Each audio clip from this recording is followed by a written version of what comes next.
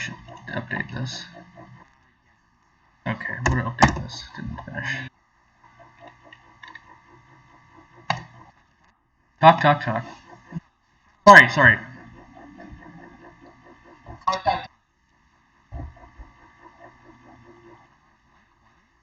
Are you?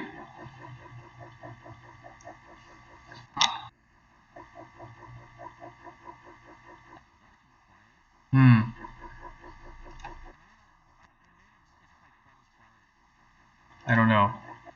Possibly.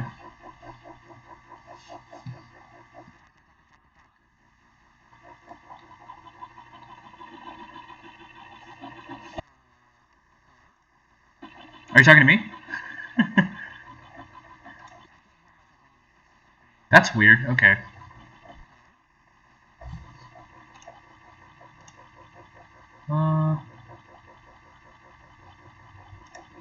Oh, hold on. Here we go. Let's try this.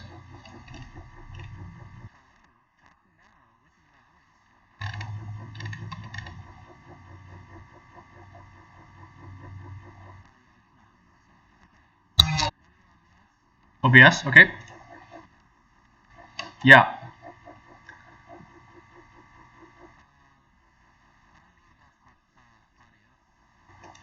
Okay. This is me talking to test it out. I can hear myself now. It's kind of loud, so I'm going to lower my volume. Okay, I'll do that. Alright, try talking now. Try talking now. Talking now. I think I sound good. You might want to lower me a little more.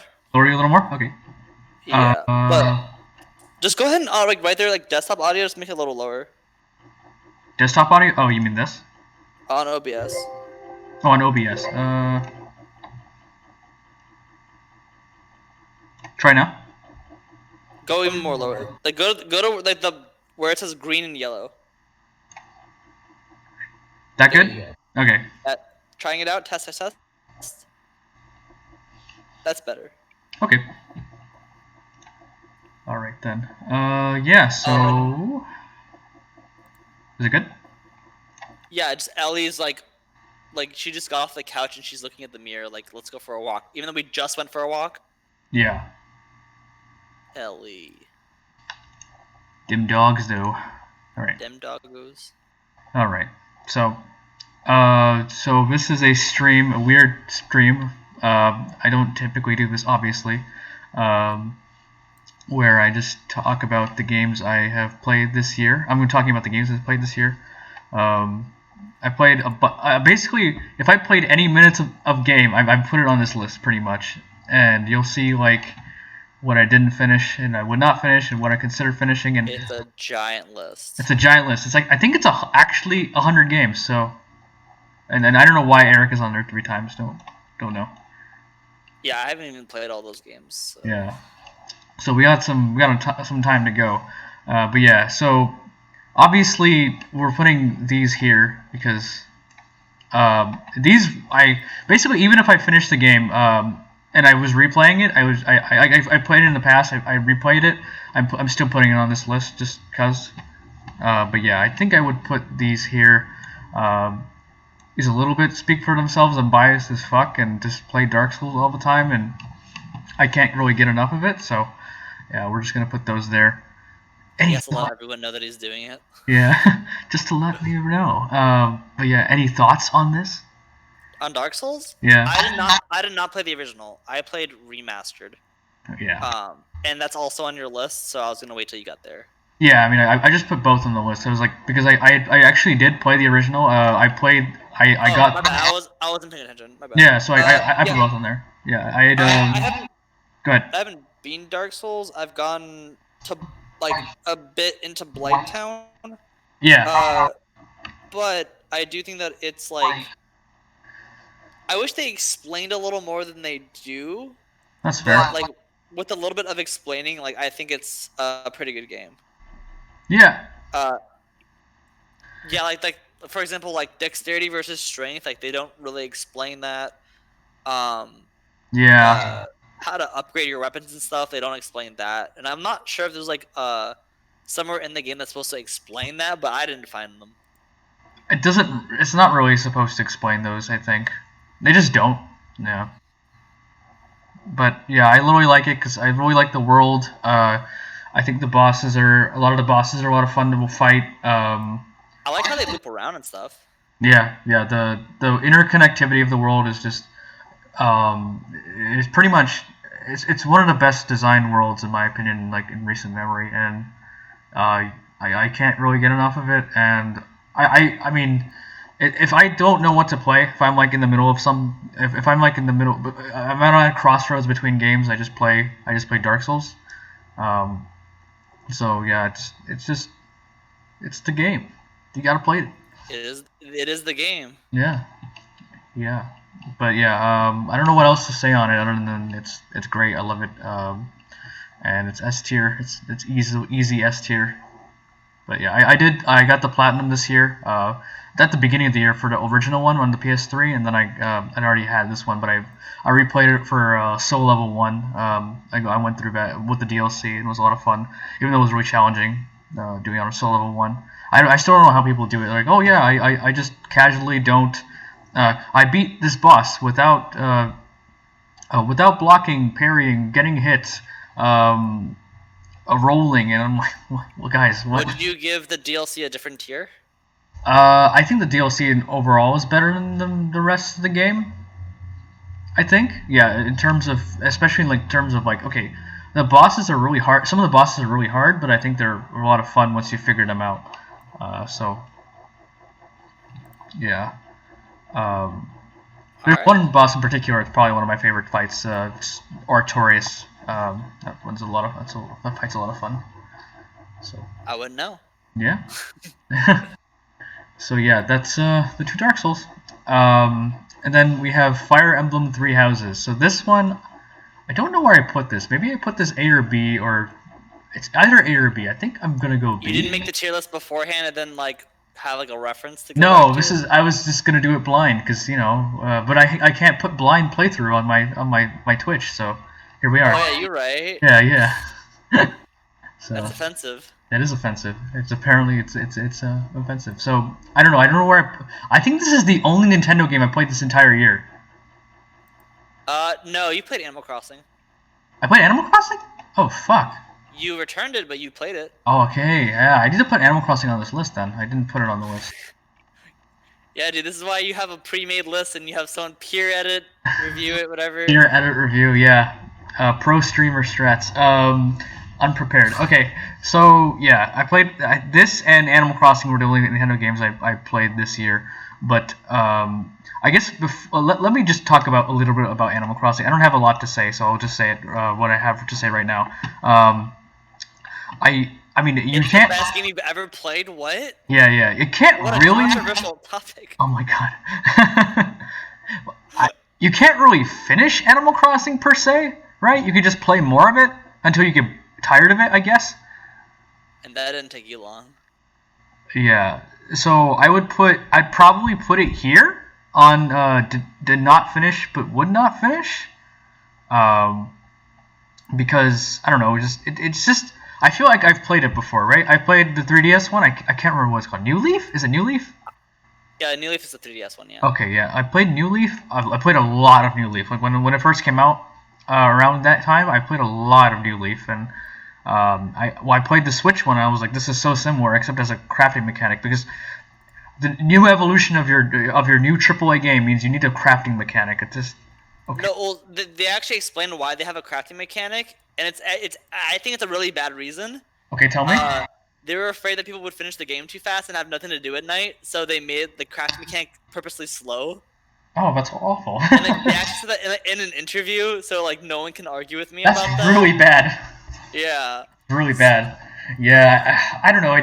People consider it like one of the best games they played this year, and I'm like, I think if I played it before, if it's my first Animal Crossing, I think I would have been happy with it. But then at the same time, it's like I played the GameCube one, I played a little bit of the 3DS one, the DS one. I played a lot of the 3DS one, and they say that when you beat it is when you get KK Slider. Okay, I can believe that. So I don't know if you got KK I Slider. did on the 3DS. On the 3DS, no, like I meant like the Switch one. Oh, okay. Because like when you get that, the credits roll. There are credits? The fuck? In an Animal There Crossing game? are. Oh. Yeah, people made the game, so there are credits. Wow. Okay. That's how far you didn't get into it. That's yeah. I mean, I wouldn't play Animal Crossing, so I wouldn't play it again. So I pretend Animal Crossing is in this green one here down here. But yeah. But yeah, that is technically a game you played. It's on technically a Switch. game I played. I just forgot to include it because yeah. Anyway, yeah. I mean, I don't know how long you played Pokemon. That one we probably finished in 2019. That was in 19. Yeah. I finished it within 20 hours or whatever. But yeah, it was before. I definitely finished it before the year was over. So I didn't put it on this list. I didn't play it again either. So yeah, I just sold it. But yeah, Fire Emblem Three Houses. I think I'm gonna put B. It's a solid game for sure, but it has that RPG problem. I mean, I say RPG problem, but some people don't consider it a problem. It's long as fuck. So I played two. I played 2 playthroughs of it, and I enjoyed myself a decent amount. It's was my first Fire Emblem game. So, but I think just I actually enjoyed this dumb strategy stuff more than the social stuff. I think the social stuff felt a little half-baked. A little bit. The social stuff is like it's supposed to be like a giant appeal of the game, but I never got into it either. Yeah. But yeah, I felt a little half-baked. I thought the combat, I mean, obviously the combat was where it shined for me. But it got a little grindy. It wore out its welcome a little bit. But that's kind of how a lot of these RPGs are. Although it's a strategy RPG, right? Yeah. So yeah. Okay, Bioshock. I don't know where I put this. It's either okay.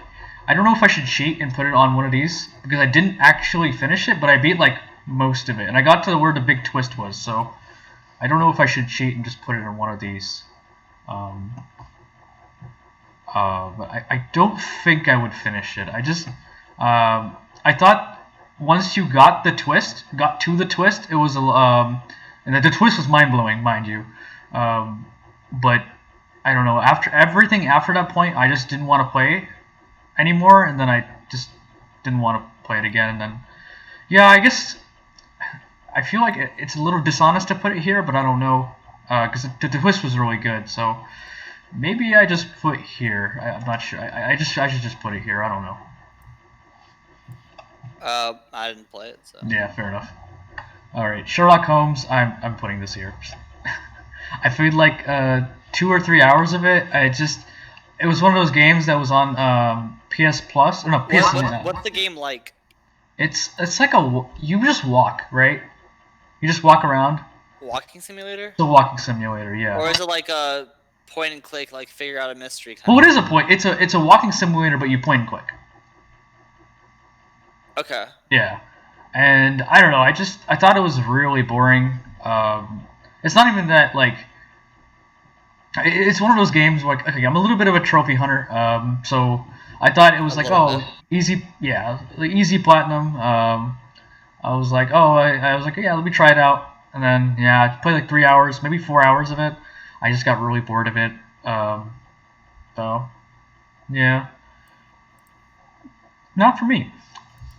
But yeah, it just let's move on. I guess Neo 2. I guess I would probably consider this my game of the year, but I don't think it reaches these heights. So I think I put it at A. It's just one of those games. It came out. It's like it has like Souls combat, but it's like has those. I hate to say Destiny mechanics where you pick up loot and stuff and you upgrade yourself and your equipment. I mean, I guess you could call it a looter slasher. I don't, whatever. But it has pretty solid combat all around. A lot of weapons, a lot of variety. Pretty much no monetizations. It just came out at the right time. They actually announced that this is the last game in the series, and I I'm okay with that. It's just so much content. Like I've played 80 hours, but the first game I actually have it on this list also right here because I finished the I'll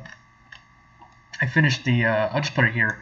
I went for all the DLC trophies, and I had a lot of fun doing it. But I thought some of the end gamey stuff was pretty irritating. But other than that, I put a good like 200 something hours into this game. I don't know, good times. And I put 80 into this one. I still have to do the DLC on this one. There was a bit of an annoying glitch going on where like if you just boot up the game, it gives you a dialog box that says no, and doesn't let you play the game. And they just patched that out. So, and I had that glitch. So yeah, now I can play it. So that's nice. But yeah, I'll probably be playing that. Pretty much throughout 2021, I'll probably be playing this. So, yeah. Yeah. Speaking of glitches, Cyberpunk. how about that Cyberpunk? It's one thing to have a glitch. It's one thing to have like a bunch of glitches. Yeah, it's really bad. It's like, yeah, really bad. Yeah, it's the most overhyped game of all time. I think probably. No, I think No Man's Sky still wins. Of all time? I don't know about that. No Man's Sky. I think No Man's Sky is still popular, or like is getting back to like. Yeah, no, it's back to the good graces of the peoples because it won an award this year in the Game Awards, so which is interesting. Yeah, but like it came out like a long time ago, and when it came out, like people got so bored so quickly. Yeah, and also like it was really dry. It didn't have a lot going for it. I've watched a lot of reviews of it, and one critic in particular, a YouTube guy, person, Joseph Anderson, he's like, I'm never playing No Man's Sky again. I don't care what updates they add to it. Okay, so. Yeah. But yeah. Ellie. Doggo. My dog's like whining. Doggo. At me. Yeah. We just went for a walk and she's whining at me. I don't get it. Yeah. I might just give her a treat to like get her to be quiet while we're doing this. Okay, no worries. So I will be right back. Just a few seconds. All right. I guess I'll talk about Evil Within while he's gone. So Evil Within, I had gotten a little bit into horror games this year. You'll see later in the list. A little bit. Not so much, but yeah, a little bit. Evil Within was like another one of those games where just one of those horror games where it just seems like it seemed like I like it because of what I had already played this year. But at the same time, it's like it has like this weird I don't know, I want to say it has like a stealth focus, and it didn't really resonate with me. But I think okay, so I have this thing where like if I play a good game at the wrong time, I just won't finish it. And then I'll move on to something else. Maybe I'll come back to it.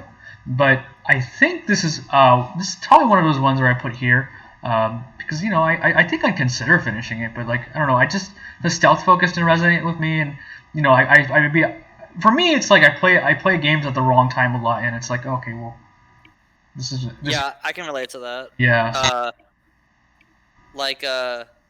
Sometimes you're just like not in the mood for a genre. Exactly. And, yeah.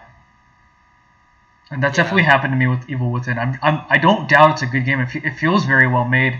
Shinji Mikami was the director on it, I think, and he made a lot of good games. So, yeah, I mean, it's probably just it came to me at the wrong time. I don't think it's a bad game though, but it seems well made. So, yeah, I'm put it right there.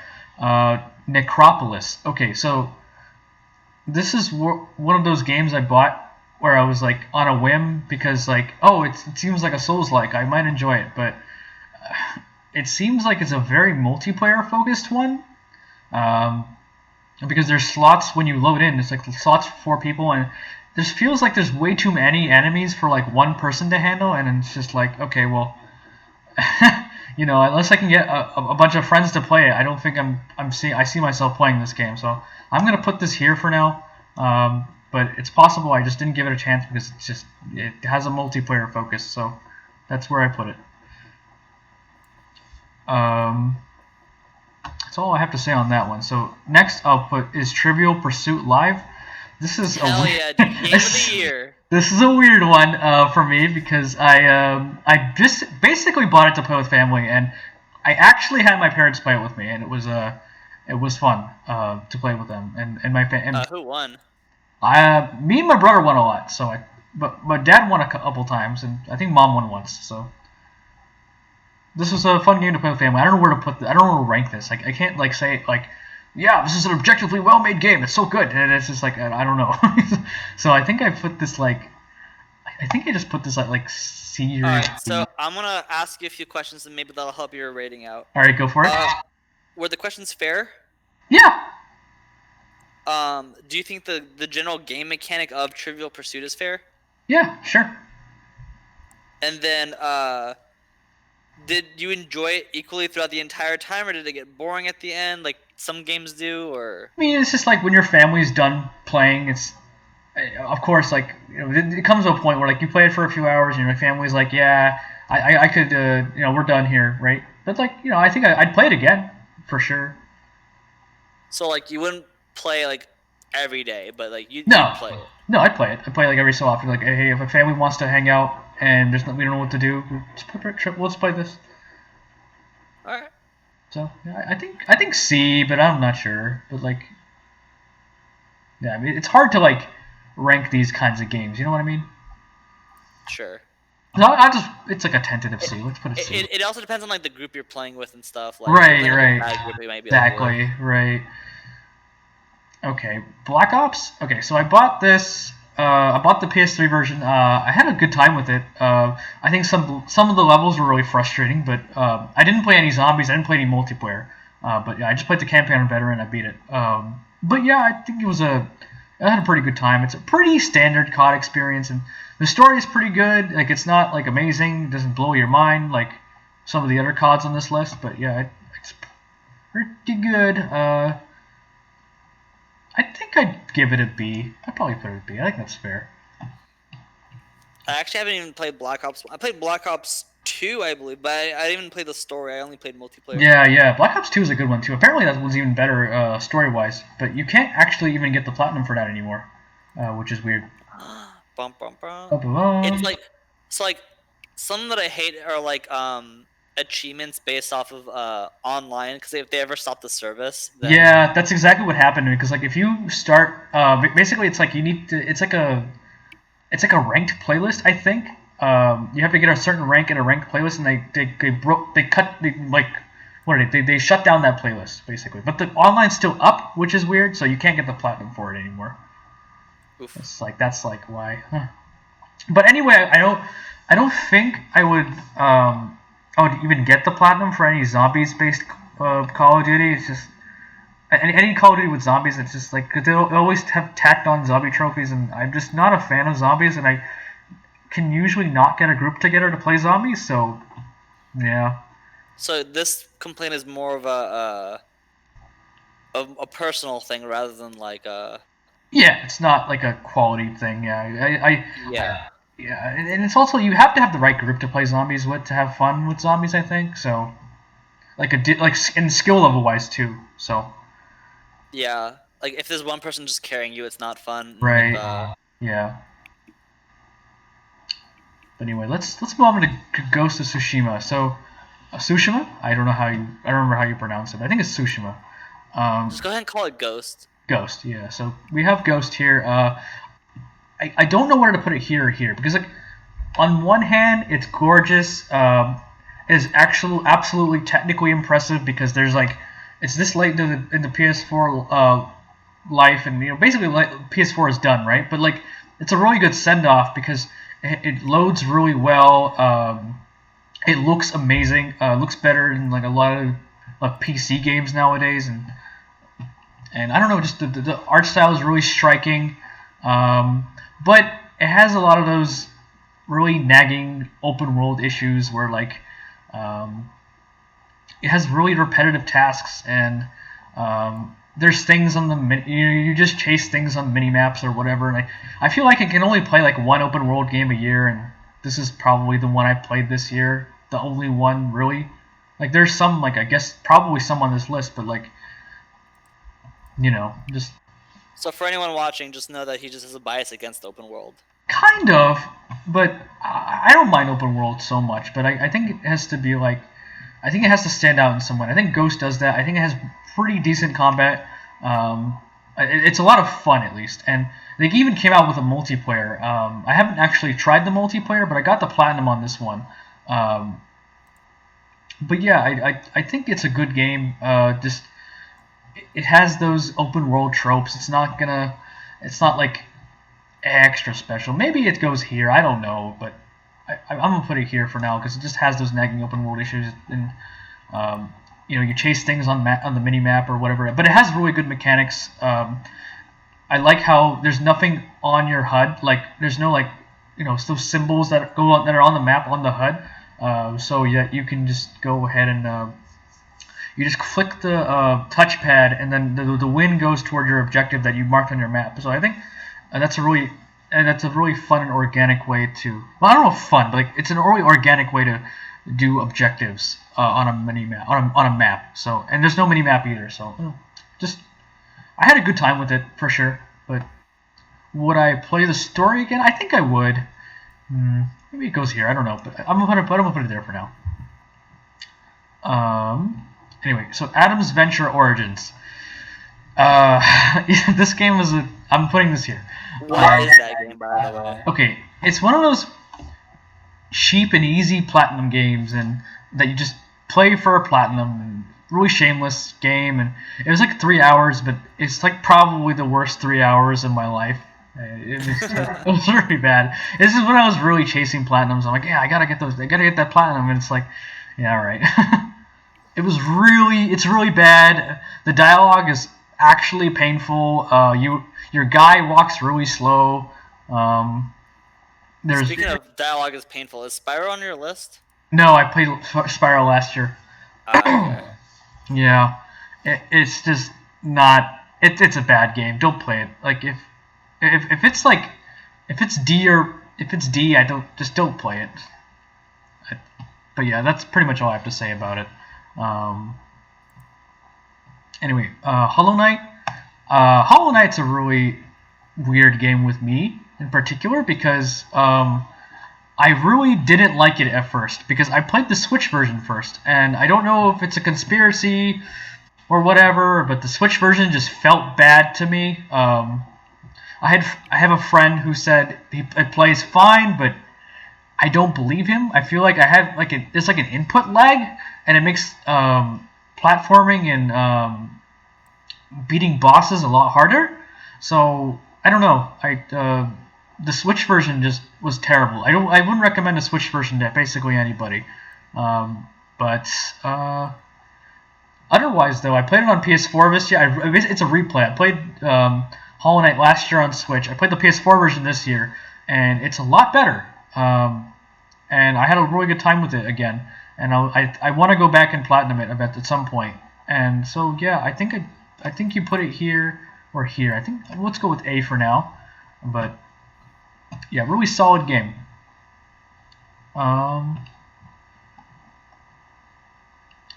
Uncharted. So I actually replayed this so I could platinum it. And I had a really good time with it. I played the whole trilogy, actually. I probably rate it all the same. So it's replayable. Yeah, it's very replayable, I would say. I replayed it for the platinum. I put them all. Probably put them all.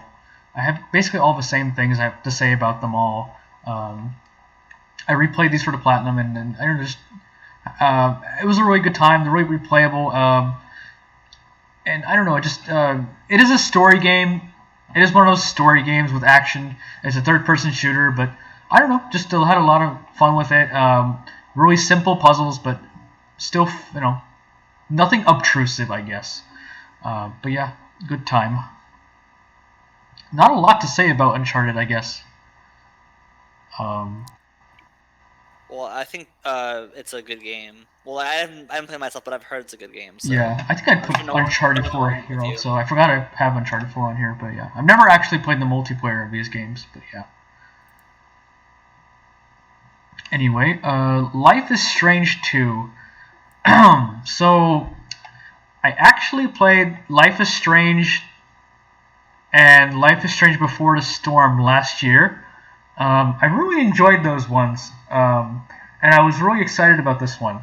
And then it just didn't resonate with me. I guess they have I had this weird expectation that like I don't know, maybe I'd like really like the stupid supernatural bullshit and of school and but injected into school life. And maybe I just like that bullshit, but this just didn't resonate with me that much.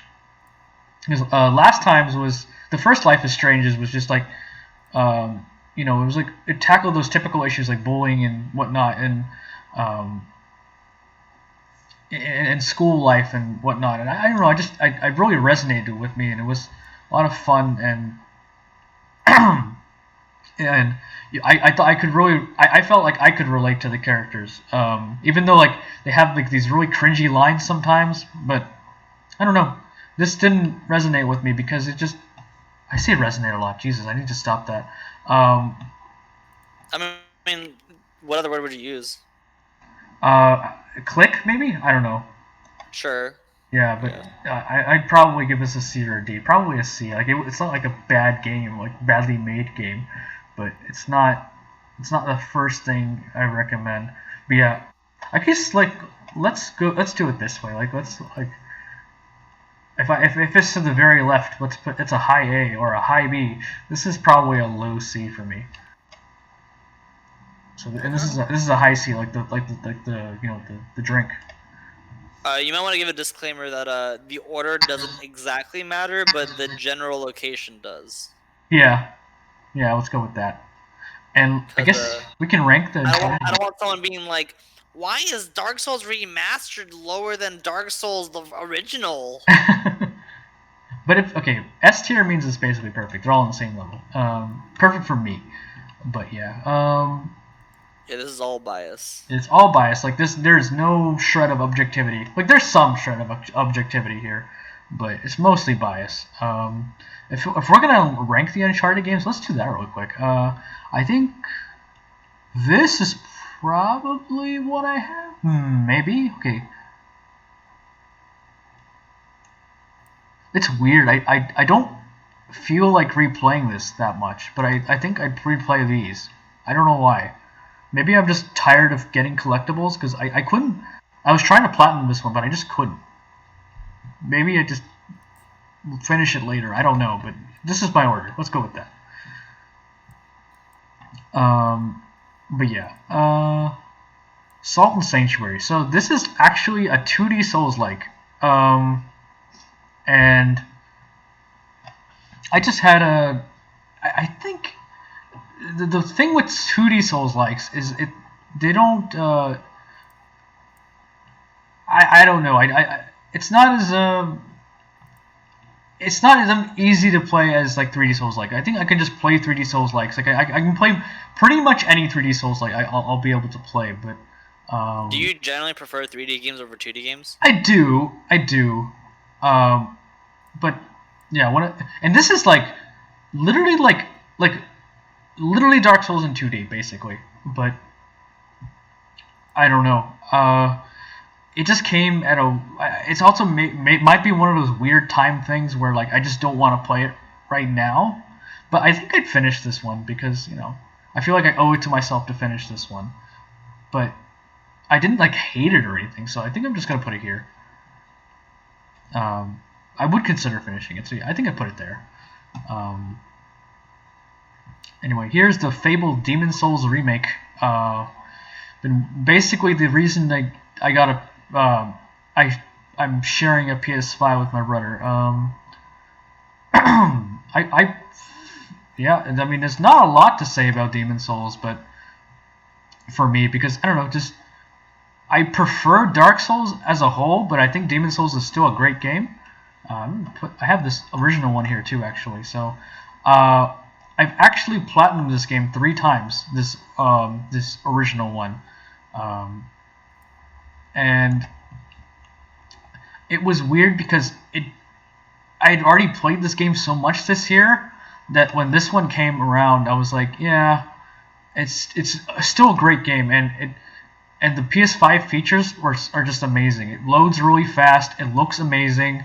I think there's some weird art style changes where I wasn't a fan of, and like I think some of the music is worse, although it's still really good. But is it to the point where I prefer the original game? Like I think if I was gonna play it again, I'd only play this one, but the original one is still worth playing. I think I was also a little disappointed that the new one, well, the remake, is basically the same game, and they didn't like update anything. It's just the same thing, but like with better loading, graphics, animations, and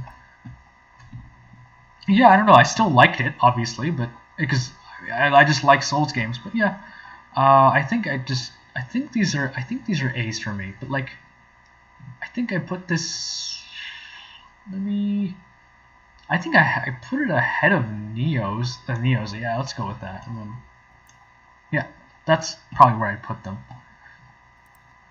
It's just Demon Souls. I think if this came out next year, I would be way more enthralled about it, I guess.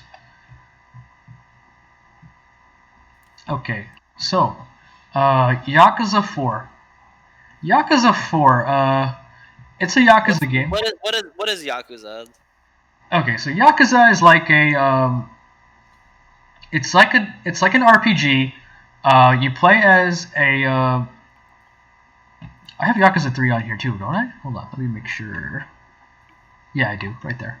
Okay, so you play as a Yakuza a member, Kazuma Kiryu, and you just go around. It's like a beat 'em up kind of thing. That's the main combat. It's a beat 'em up, but it has a really it's kind of a complicated story. Each one has a really interesting, complicated story, and a lot of it involves like Yakuza politics kind of thing, and all about honor, or like versus like honor and advancing up in the Yakuza hierarchy, stuff like that, and lots of power struggles and stuff like that. It's really interesting, but but I found all Yakuza games start really slow, and that's kind of hard to it's kind of hard to get into them because they start kind of slow. But I think what really makes the Yakuza games for me is the side stories. The side stories are always really they're always just so wacky and so out there, and like only like a Japanese person could have come up with this. That might sound racist, but like yeah, they're just it's so random, they're really out there, and I think a lot of it's really unexpected. And every time I play a new Yakuza game, it's just I always go out and seek the side stories, and I actually find the side stories are better than the actual main stories. So, yeah, I think... Yeah, you just have to play it for yourself. But a lot of the beat-em-up combat can get kind of repetitive. But I think the side stories are and going through them is kind of what makes it worth it for me. So, I'm going to So, if you just care about the side stories, would you recommend someone play the game, or actually just like watch someone else play the game? No, I'd play it. I'd play it myself. You play it yourself? Yeah, because the side stories are funny and stuff. Like, you want to, like, see what they're about. And they're really random, too, so, yeah. Alright. That's where I put them. Okay. Alright. Vampire? Vamper? I don't fucking know. It's...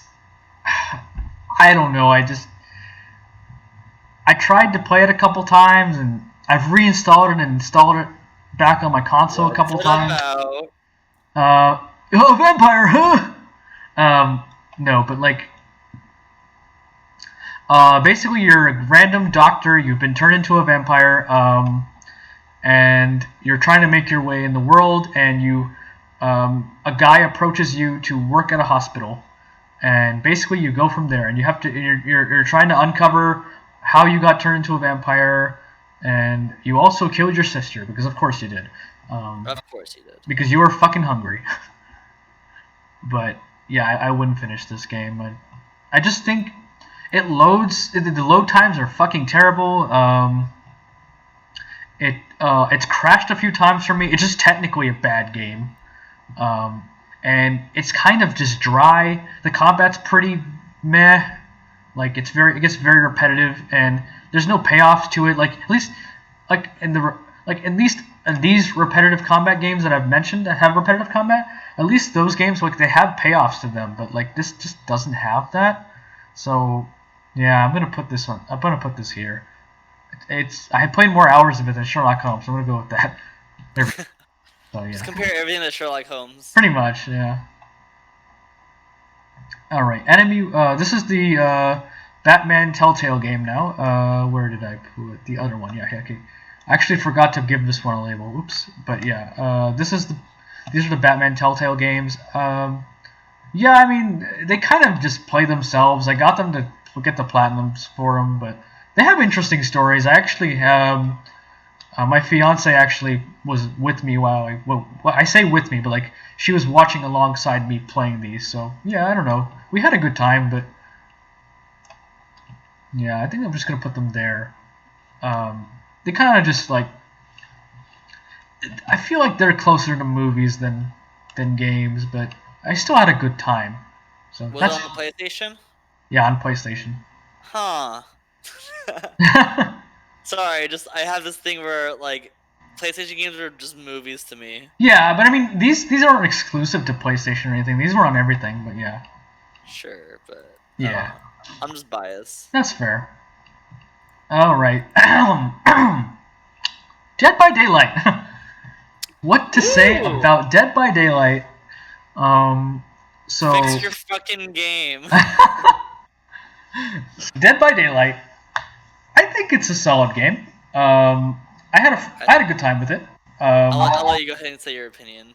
Yeah. So with Dead by Daylight, I think it's too monetized.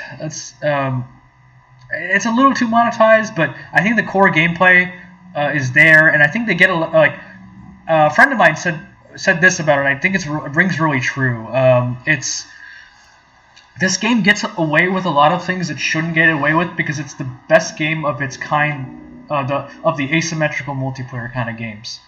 Yeah. So it gets away with a lot of these stupid monetization schemes, and I don't know. It's not pay to win per se, but it's like at the same time, it's like you can get characters by paying money for them, and it's like that rubs me the wrong way. But I think the core gameplay is still fun, and you won't lose too much if you don't pay for stuff. So yeah, I don't know. I still think it's a fun time. I play this with on like two separate occasions for several hours with friends, and I think I had a good time. So I'm gonna give it like a mid B.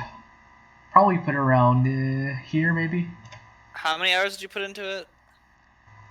Maybe 10, 8, 10.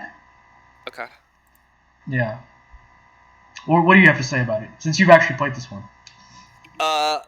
So, back when I first played it, I joined when Michael Myers was just like a new character. Okay. And I found that like all of their original characters were pretty cool. Trapper, I liked it. Spirit, I liked it. Hag, I liked it, right? And like every one of their what do you call like movie characters like Yeah. Freddy and Michael Myers, like except for like I guess Michael Myers, the rest were like meh. But the more they added, You thought Freddy was mad? Freddy changed. Okay. So the Freddy you know now is not the Freddy that was the same. Like that was Okay. back then. His power was to put you to sleep, and then once you're asleep, you have effects affect you, right? Okay. Which is the same as now, except the effects were different.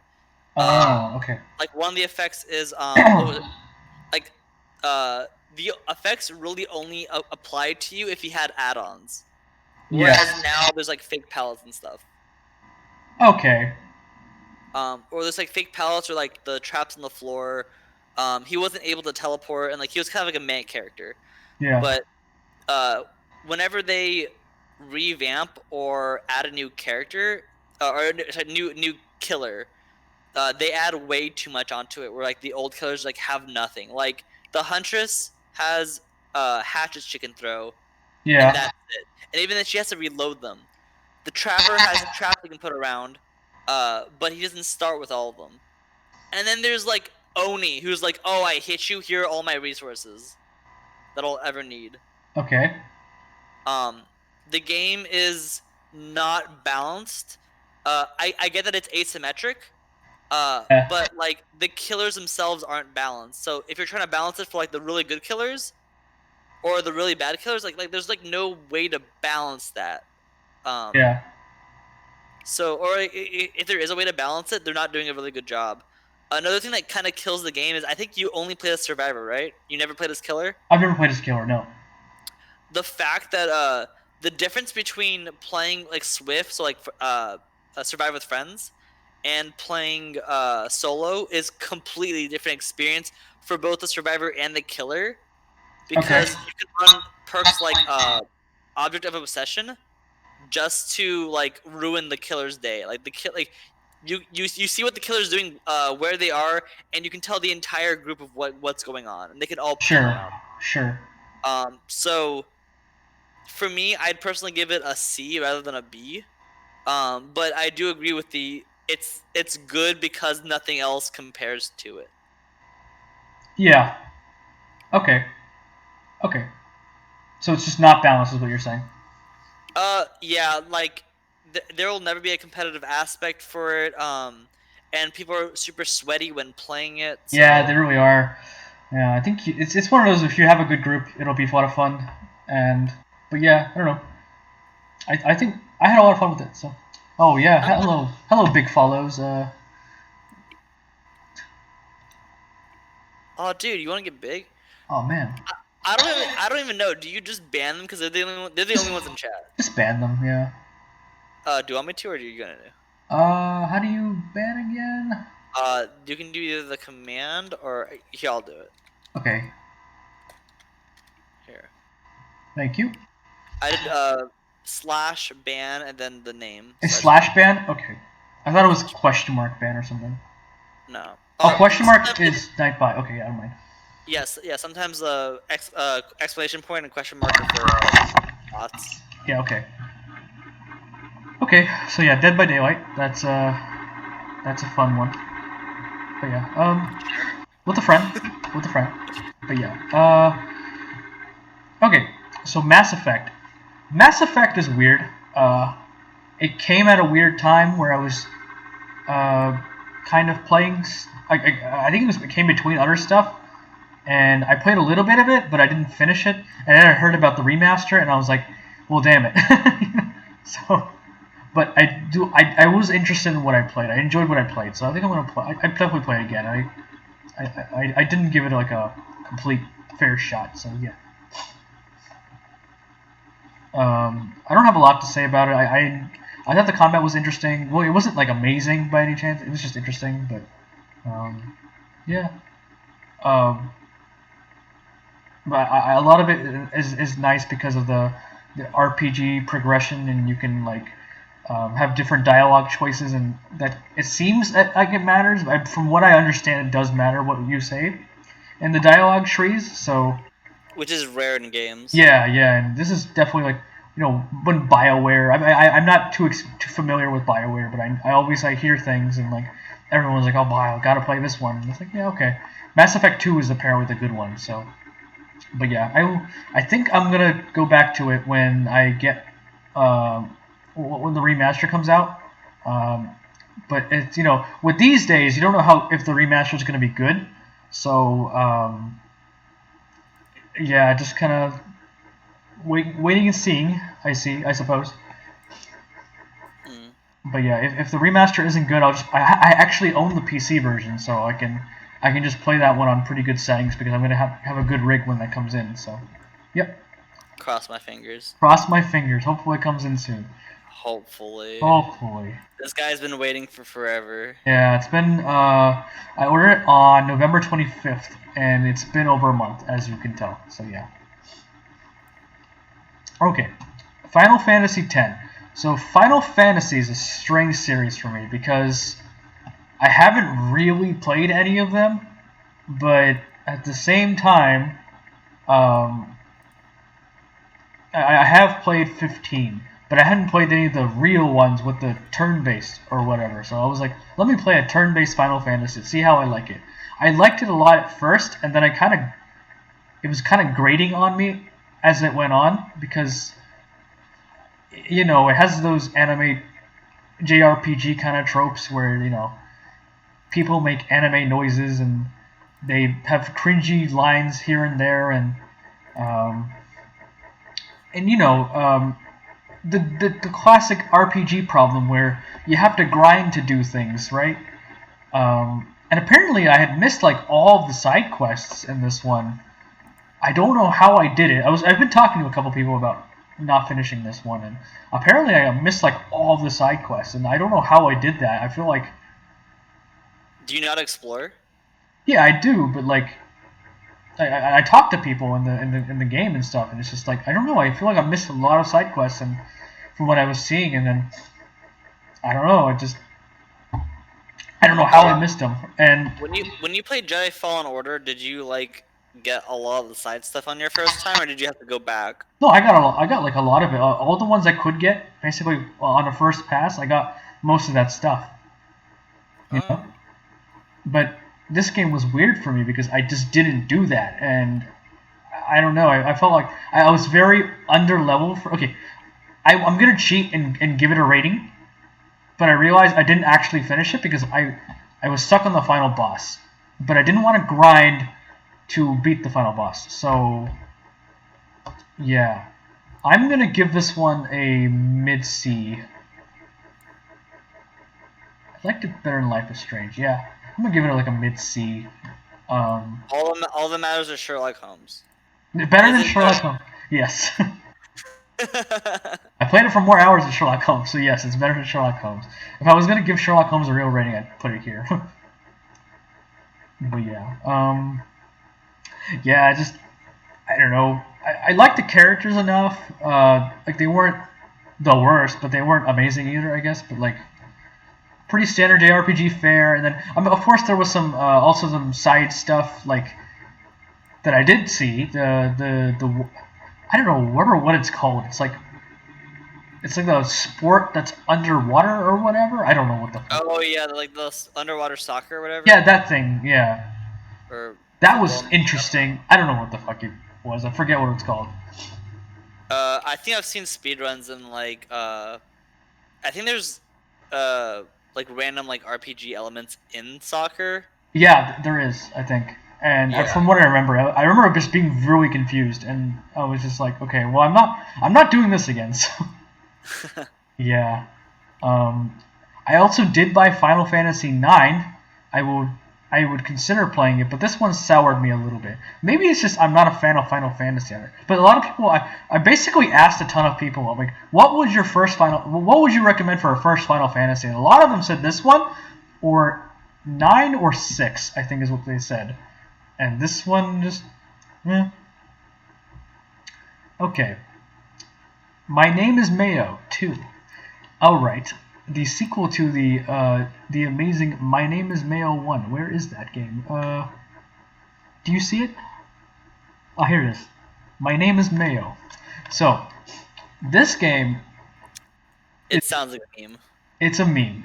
It's a fucking meme. It's just to get a platinum. It's just, you get a platinum in less than an hour, and it's shameful, and you should feel bad if you have this platinum, but at the same time, every trophy hunter should have this platinum. So, I'm going to go ahead and give it a high D.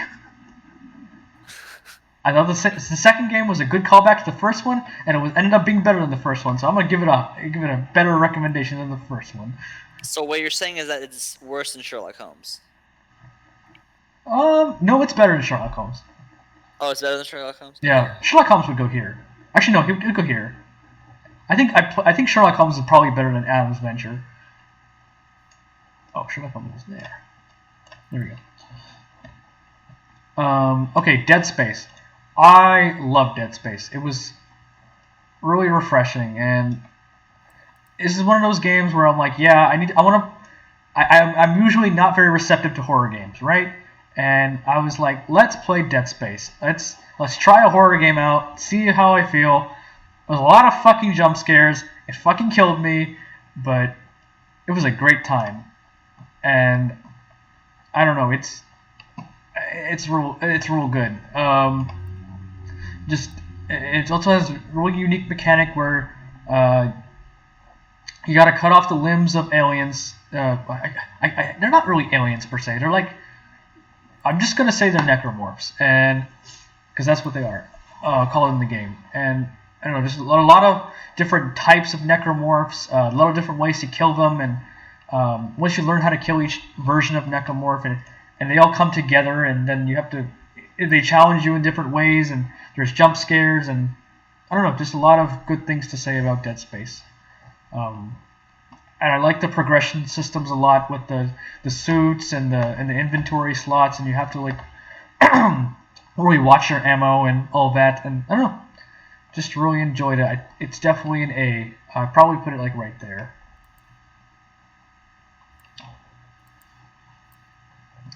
So yeah.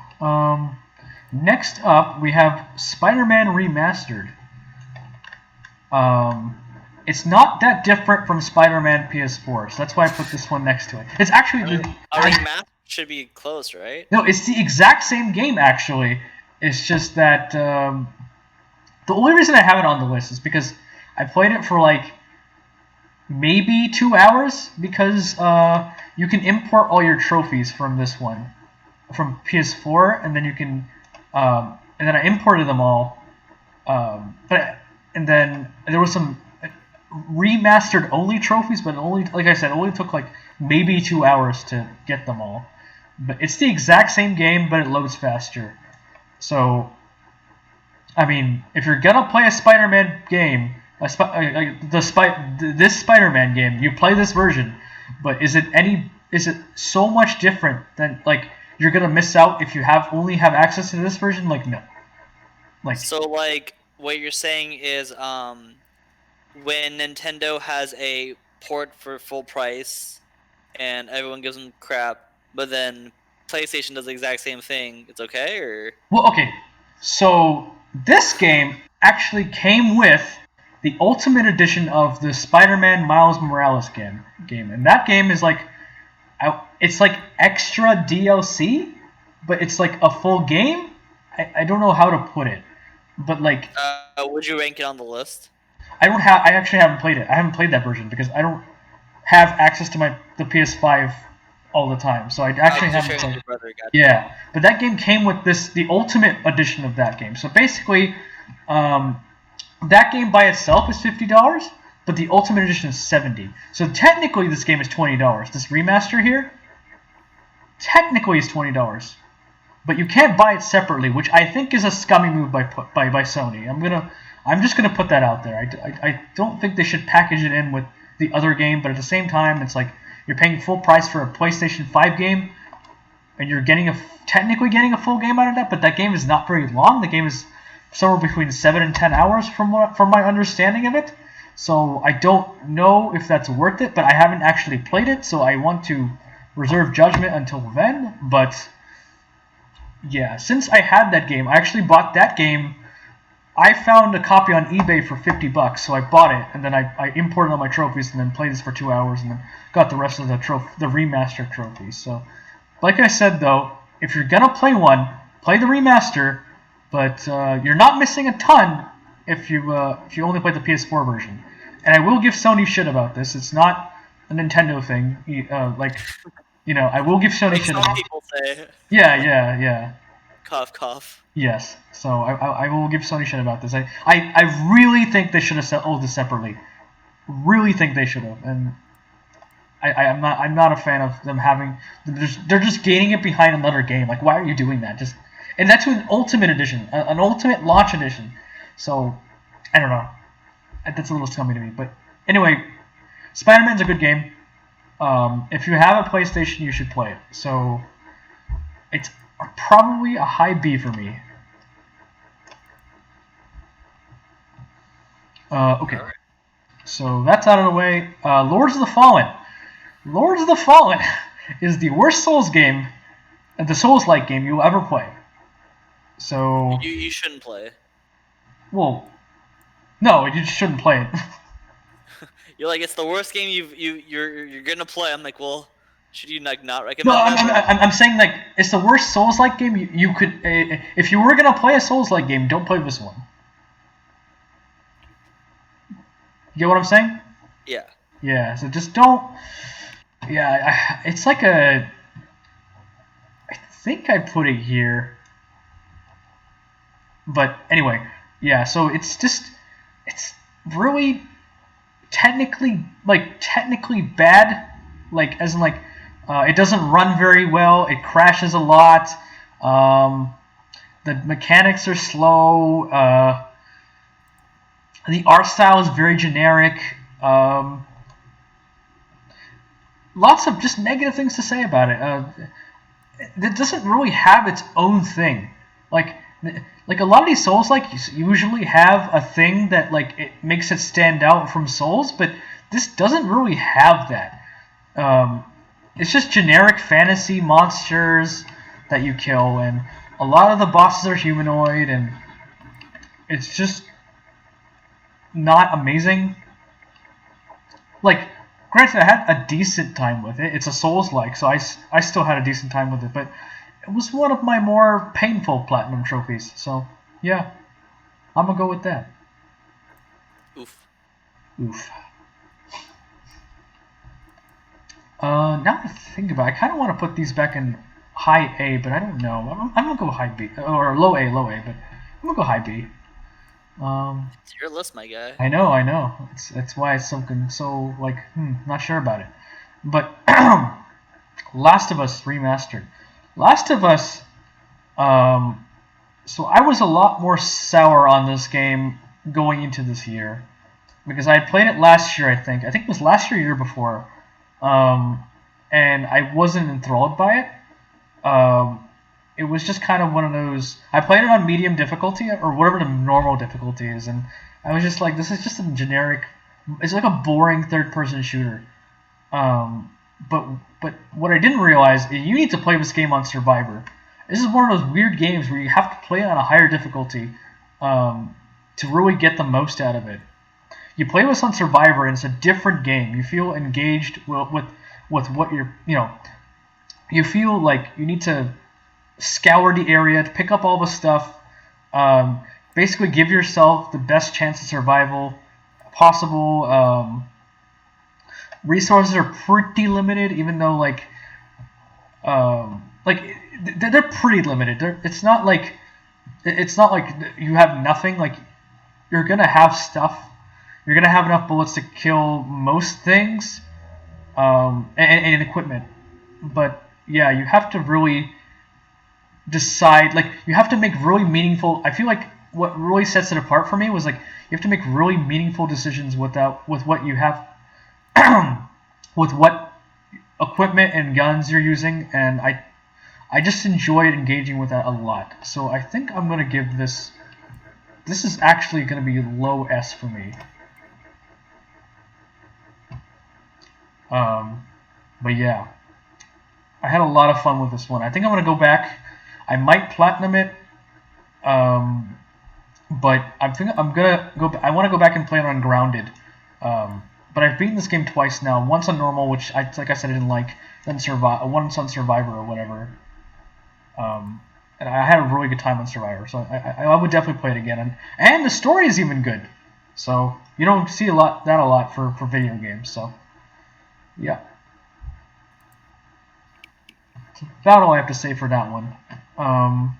Just throwing this out there. This is The Last of Us 1 or 2? Remastered, the first one. So okay, just. I haven't actually played the second one. I just know about the story and all the spoilers and all my shenanigans. And I own the game now, and I will play it this next coming year.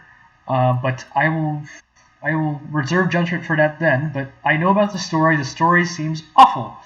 But I'm hoping that the gameplay at least makes up for it a bit. So I'm planning to play that one on Grounded. So hopefully that I enjoy that.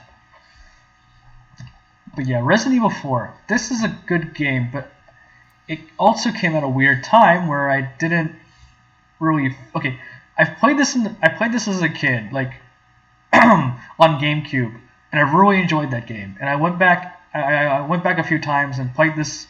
I think I've beaten this game like maybe 3 or 4 times now. I didn't beat it this year though. I went back and played it, but I never finished it. I just never went back to it. Not that it's not its fault or anything. It's a good game, but I don't know. I would definitely want to like go back and get all the trophies. So I'm gonna give this like a. I want to put this like right here. I think maybe here. Yeah, let's put it there. Okay. And now this is Road Bustle. Road Bustle is just one of those platinum games where you can literally platinum this in 10 minutes, and one of those shameful games. So it's probably my fastest platinum, other than this platinum here where you literally auto pop it. But yeah, I think this is going here. I think I still enjoyed it more than Adam's Venture because it was 10 minutes. But yeah, shameful platinum game. Now Far Cry 3. So everyone was all like, yeah, Far Cry 3 is amazing, and you gotta play Far Cry 3. And then I played Far Cry 3, and I was like, this is so underwhelming, and I don't know, it's another one of those open world Ubisoft games with boring mechanics where it's like, I don't know, I got to a mission where you're like, you gotta go here and get some stuff here, and you know how those open world games were like they give you like this whole area like on the map. It's like a circled area. It's a big old circled area, and the things you need to engage with are in the circled area. Do you know what I'm talking about? No. Like on the map, there's a giant circled area, and what your objective is in that area. I don't know if I've played like Skyrim where it's like you have to go to like this like location and find something, but like that's probably what it is. You know what I'm talking about? I know exactly what you're talking about. It's that. Okay. Yeah, that's the closest I can get to what you're talking about. And that's a really boring. I just think that's a boring mechanic. To like, oh yeah, go to the circled area, find the things inside the circled area, come back to me, and it's just I was just so bored playing Far Cry 3, and it definitely goes here. No, I think I like Sherlock Holmes better. I'm not gonna lie. Oof. All right. Concrete Genie. Concrete Genie is a short game, but it's a fun game. What's it about? It's like you're this kid with a giant paintbrush, and you paint the world or whatever to, make it colorful again, I guess. And then it has these interesting themes about bullying and whatnot, because these kids are fucking with you the entire time, and then you become friends with them, and then you're really just trying to make the town light again instead of dark, I guess. And I don't know. I think it's a really charming game. A game's good when Lourdes goes, I guess. Yes. It's a really charming game. I enjoyed it, but it's a short one. It's like it took maybe 10 hours, maybe not even. But yeah, I got the platinum for it too. It was a fun one. I think I'd probably give it a high C. I think. Yeah. High C, low B. Yeah, high C. Like the drink, the high C. Like the high C. Yeah. It's good as a kid, and as you get older. Yeah. I mean, I don't. It's also like I can't believe it, but it's a PlayStation exclusive. I don't know why, but it is. But yeah. Yeah, let's move on. Wolfenstein: The New Order. Okay, so I've played this twice now. I think I've maybe like I don't know what are 6 or 10 hours into it now, and I'm playing on the highest difficulty. It's not bad or anything. It's just like I just never go back to it. I don't know why. It's not bad. It's just it exists, Mm-hmm. Yeah, I think I would consider finishing, but it's like a low priority on this list. But yeah, let's go with the next one. I don't have a lot to say about it. It's a decent enough game, but yeah, not a lot to say about it. 36 Fragments of Midnight. Another one of those shameful platinum games. I'm just gonna put that here and move on with my life and not talk about it. What's it about? You're a giant, not a giant. You're like a little block, and you all you have to do is collect 36 other like crystals, I guess, or they're technically fragments of midnight, but you have to collect these 36 crystals, and that's it. It's like a in a procedurally generated area. You have to collect 36 crystals, and it's like a platformer kind of thing. It's really short, obviously. I got the platinum in like maybe an hour. Brilliant. Yeah. Toy Story Mania. Actually, also another one of those shameful platinum games, but I think I had a lot of fun with this one because I did it with my brother. But it's like a light gun shooter, and I don't know. That's so random, right? It's just it's like a light gun shooter, and you just shoot a lot of stuff. It's really easy. I had fun doing it, but it's not hard or anything, obviously. But like, yeah. Um, I had fun like going for the achievements and stuff and doing different tasks for that. So I think I'd put it like maybe ahead of Final Fantasy. Yeah, I think that's where I put it. So Cameron just messaged me saying, "Are you down for some co-op for?" For balloons. Yeah, and I just messaged him saying, "I'm actually on Sherman's stream," and I like linked your stream. Oh damn. So maybe he'll drop by. I see. He said didn't know he streamed. I'm like, yeah, same, lol. Oh, there he is. Hey, what's up, Cameron? Cameron. Yeah. I'm just playing this because Sherman's ranting about a bunch of games I don't know about, so I'm like, I might as well be playing balloons on the side. Yeah. How you been? Yeah. I've been good. I've been good. How have you been? How's life after school been? I've just been ranting about games that I've played this year. We have a lot to go. It looks like not a ton, but no, quite a ton. But yeah, long enough. Move to Colorado. Okay. We need to get you balloons. It's $1, dude. I might just buy it myself, honestly. He's watched me play. Yeah, I've watched him play. Yeah. And then add it to your list of games you played during 2020. Yeah, sure. Why not? So we can go right here. Or there. I don't know. But yeah, this is what I've been playing. What I played in 2020. Or a lot of it is, well, not a lot of it, but a good handful of them are just because you want the achievements. Yeah. Like this whole row is just games I wanted achievements for. Yeah. Toy Story. Toy Story Mania. Game of the year. Game of the year.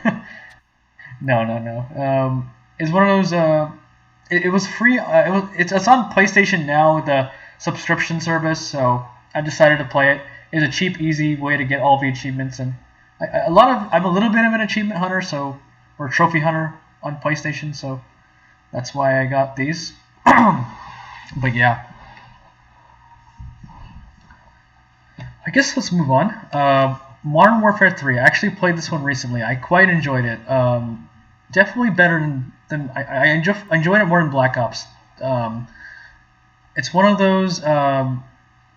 I actually hadn't played it. I actually owned it for a bit. Then I thought I actually returned it because I thought the multiplayer was too derivative of Modern Warfare 2. So like it was so derivative to the point where like even the menu screen is just the exact same thing. So I returned it. I got Battlefield instead, and I remember that distinctly. But I hadn't actually played the campaign. But I really enjoyed this campaign. The whole Makarov thing, and it resolved all of that stuff, and it feels so satisfying to finally like finish the story at the end of it. So, yeah, I think this goes right here. I guess. Yeah, let's go right here. All right, the two Sly games. Now, I don't know what it is with Sly. I really enjoyed the first one, but then the second one, I got to the second one, I felt like I was just going through the motions. It's one of those like it's like a 10-15 hour platinum maybe. What does it play like? Yeah, it's kind of like a collectathon, but it's kind of like a platformer. I don't know how to describe it really. Is it like a Spyro or whatever? It's like Spyro. I would say it's like Spyro. I was thinking about going back and playing the old Sly games. Recommendations for a Sly game on the PS2. I would go. So I really enjoyed the first one. So play the first one. It's called the Thievius Raccoonus, I think. So I actually put 1 and 2 because the symbols were the same. I was like, I don't know why, but yeah. So play the Thievius Raccoonus. Play that one. That one's I really enjoyed that one. But then 2, I don't know why. I didn't want to. I didn't like it as much. It felt different enough where I was like annoyed with it. That it was different than the first one, but I don't know. It's hard to say. But yeah, I definitely completed and platinum both of the games. I would put this one as a low B. I think this one is a high C. It's probably where I'm less than Concrete G. There we go. But yeah, the Thievius Raccoonus, play that one. But I didn't play 3. The 3 was I heard 3 had annoying challenges or whatever. Not hard, just annoying. It's just like, okay, well, if the guide is telling me that stuff is annoying, I was like, yeah. And I found the second game annoying, and I was like, yeah, no, I'm good. So yeah. Sinner Sacrifice for Redemption. Have you seen the tier list of tier lists? I have not, actually. I have not. So there was a meme a bit back of like everyone's like, I'm gonna make a tier list for this. I'm gonna make a tier list of this. Yeah. And then people were like, I'm gonna make a tier list of this person's tier list. Yeah. And like I think that's what Cameron's talking about. There was someone who's made tier lists of people who were making the tier list. They're like, how good is this person's opinion? Oh my god. It got pretty deep. That's crazy. That's crazy. I wonder I'd probably rank it like D because I have the worst opinions. Cameron just linked me the video. I'll go ahead and wait, crap. It's not letting me click on it. It's a video? Yeah, it's a video. It's called tier list list. Wait, okay. Tier list tier list. Okay then. I will probably check it out at some point. Maybe after the stream. Yeah, after the stream. Yes. I guess let's move on. We have quite a few left. I don't know why Erica's on here 3 times. I think I mentioned it before, but it's just on here 3 times. Okay, so Sinner Sacrifice for Redemption. It's like a boss rush Dark Souls. But it's like Dark Souls combat, but it's a boss rush. I think it was interesting. I had some pretty good bosses too. And it has this really unique mechanic where if you kill a boss, like so it's replayable because the order you kill the bosses in matters. Because once you go into a boss fight, in order to go into a boss fight, you have to get a debuff. So like let's say in order to enter this boss battle, you have to have half your health, and then you have half the health for the rest of your game.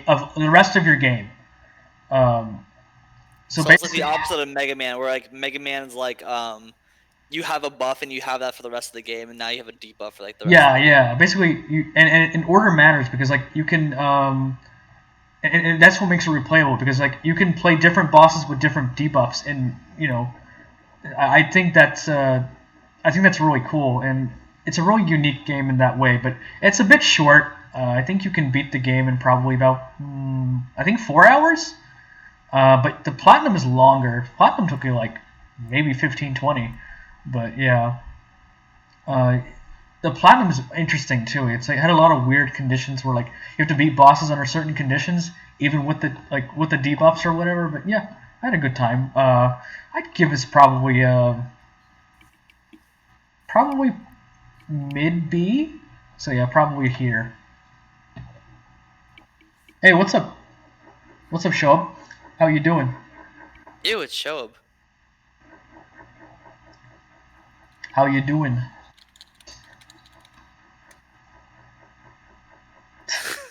Yeah, dude. Praise the fucking sun. Showing everyone that Souls like your favorite genre. Yeah, dude. So, yeah. Finally, people who actually know these games. Yeah, dude. Finally. There's just me who's like, oh yeah, I have a strong opinion about Dead by Daylight. Let me in, but like, I haven't played like anything else. Yeah, I know what you mean. I know what you mean. I guess let's move on. Undertale. So Undertale. I actually got it because it was on sale, and I wanted to get the Platinum Trophy, and the Platinum Trophy was really easy, but I ended up doing the Pacifist playthrough. Only the pacifist, like nothing else. Yeah, I only did the Pacifist playthrough because I'd already watched someone do the Genocide playthrough, and a normal playthrough. So I feel like the Genocide playthrough is like pretty boring, because like at some point like the enemies don't spawn as much, but like the appeal behind it is that final fight. Not spoiling it for anyone. Yeah. The final fight is interesting, but okay. So I thought Pacifist was a lot of. I had a pretty good time with Pacifist, but I think a lot of Undertale is. Undertale is just kind of an important game, I guess, for gaming. So I kind of wanted to play it myself, I guess. But it definitely has its negatives to it in terms of some of the fan base is really rabid and kind of cringy, I guess. I don't know how to put it, but yeah. Did you know Matt Pat from what's his channel called? Game Theory? Yeah. He gave the Pope a copy of Undertale. Really? Why? Yeah. I guess like he thought like it's like a very important like game of like our generation and stuff. I think it's an important game. I think it's an important game. I don't know why necessarily, because like I thought the Pope was like not supposed to have like a lot of like material possessions. I have no idea how popes work, dude. I'm gonna be real. I don't know how popes work. Yeah, dude. Yeah, but it's an important game. And I think it's also like it's very meta too, which it obviously there's a lot of shitty meta copycats. Is a digital game of material possession? Technically. If you have the physical copy, right? Is there a physical copy of Undertale? Yeah, there is. There's a special physical edition or whatever. Yeah. But yeah, I don't know. Like, it's very meta. And I think even the Genocide playthrough, like, it's very interesting. It's very different from the. It's different in a sense because like you see things that you don't see. Like when you do a Genocide playthrough, like you go through the town and the town is empty because everyone's hiding from you because either you killed everyone or they're hiding from you, hoping to not die. And I think it's really interesting. Yeah, it's actually on PS4 also, Cameron. I think it's on everything, right? No, he was talking about the physical. Oh, gotcha. The physic's on PS4. I don't own it, but I saw that there is one. So. Sorry, I'm not paying attention. I'm playing monkeys. You're okay. You're okay. I'm calling balloons monkeys. The physical copies for consoles. I don't know if Xbox has one, but I know PS4 and Switch have one. Okay, let's move on. Ashen. Ooh, Ashen. Oh God, Ashen. It's probably the worst game I've spent too much time on. That's probably, yeah, that's pretty accurate. It's the worst game I've spent too much time on. It's a Souls-like, and it's built for co-op, but the community is really inactive, or the servers suck. I don't know what the case is.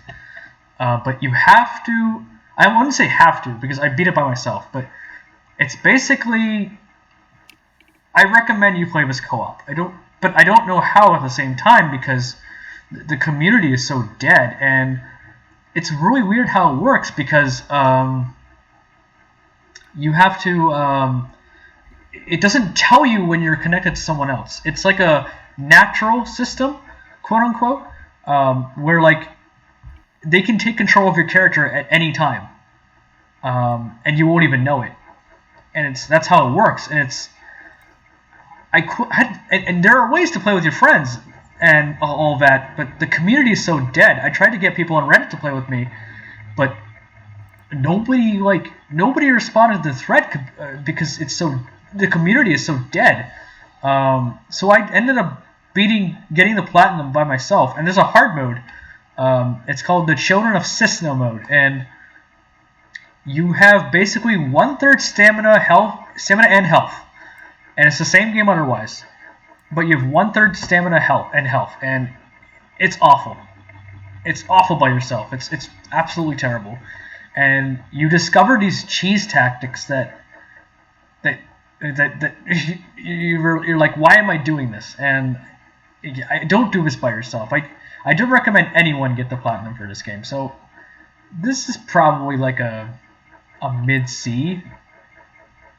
I think I'd probably put this here. I'd do it more in a Sly 2 though. Yeah, I would put that there. There we go. I thought like it was general area, not necessarily like. Never mind. It's kind of the same order. It's kind of the order, yeah. But yeah, it's a rough one. Hellpoint. So Hellpoint is also a Souls-like made by a small indie developer, same as Ashen, but Hellpoint is a lot better. But at the same time, Hellpoint has a lot of bugs and stuff and nonsense, and it was really broken on release, but they fixed it all, so it's a lot better now. But I don't know, I had a good time with it, even though it's short and all that too, and some of the nonsense is it's just broken and buggy and all that, but I don't know, at the end of the day I still had a good time with it, and I hope this was the debut game for that developer, and I hope that they do more games, because it was still a decent game. So yeah, I think I'll put this as a high C, but high C. Okay, Monster Hunter World. This is one you want to be here for. This one's unfortunate. Yeah. Okay, so I bought this game, and I was like, yeah, maybe this will be a fun game, and it was okay. I didn't hate it, but I didn't love it either. And I think it's one of those things where it's like, I think I have to play with a friend to really enjoy it. Do you want to tell people what Monster Hunter is for anyone who doesn't know what Monster Hunter is? Yeah, hunt monsters. Whoa. Whoa. Concepts. But the tutorial is so terrible. It's really bad. Not a good tutorial. It's really bad, and it just bogged down the game so much for me. I'm 4 hours in and I'm getting tutorial screens, and I'm like, I don't want to stop it. Please stop it. I beg you to stop it. It's bad. I don't know if the game is bad. I wouldn't call the game bad, but I wouldn't it's not my first recommendation kind of thing. But at the same time, I know people really love this game, so I want to give it another chance. So it's like a low on my would consider finishing again list. So I think I might buy it on PC and then see how it goes there and play with some friends, like Cyrus here. Yay! Though if I do play with you, I'll make a new account, so I'm not just carrying you the entire time. Yeah. I was relatively close to buying Iceborne too, but yeah, didn't do that. So, if you do play the regular game, you'll find that it's pretty easy. And I'm not saying to actually have a challenge, play the DLC. Yeah. But you're basically able to. Well, I've already played Monster Hunter, so it was pretty easy for me. Yeah. But I was able to solo the entire thing. Well, the whole main base game. Yeah. The DLC I needed help for. Okay. So you soloed the whole base game. Okay. Yes. Okay. That's fair. The main game is very soloable. Yeah. All right, we're at a hat in time now. Yay! Another game I've played. Yeah, it's a game you've played. We both played this pretty much simultaneously. I was playing on my PS4. It's interesting. I actually bought the PC version thinking I'd play the PC version, but then at that time I wasn't gonna get a PC. I discovered later that I wasn't gonna get a PC, and then I was like, I still had the game. Yes, Mario Odyssey. But so I bought the PC version, and then I let Cyrus play the PC version from my account. And yeah, so then I also bought the PS4. I also bought the PS4 version for myself. So I actually bought this game twice, the PS4 version and the PC version. But the Cyrus played the PC version. Kind of like you bought it for me. Kind of like I bought it for him. Yeah, that's right. And I don't know. I had a good time with it. Cyrus was much less positive about it, but I had a good time with it. And, all right. So like my gripes about it have to do with the fact that I love platforming collectathons, and it didn't feel good, I guess.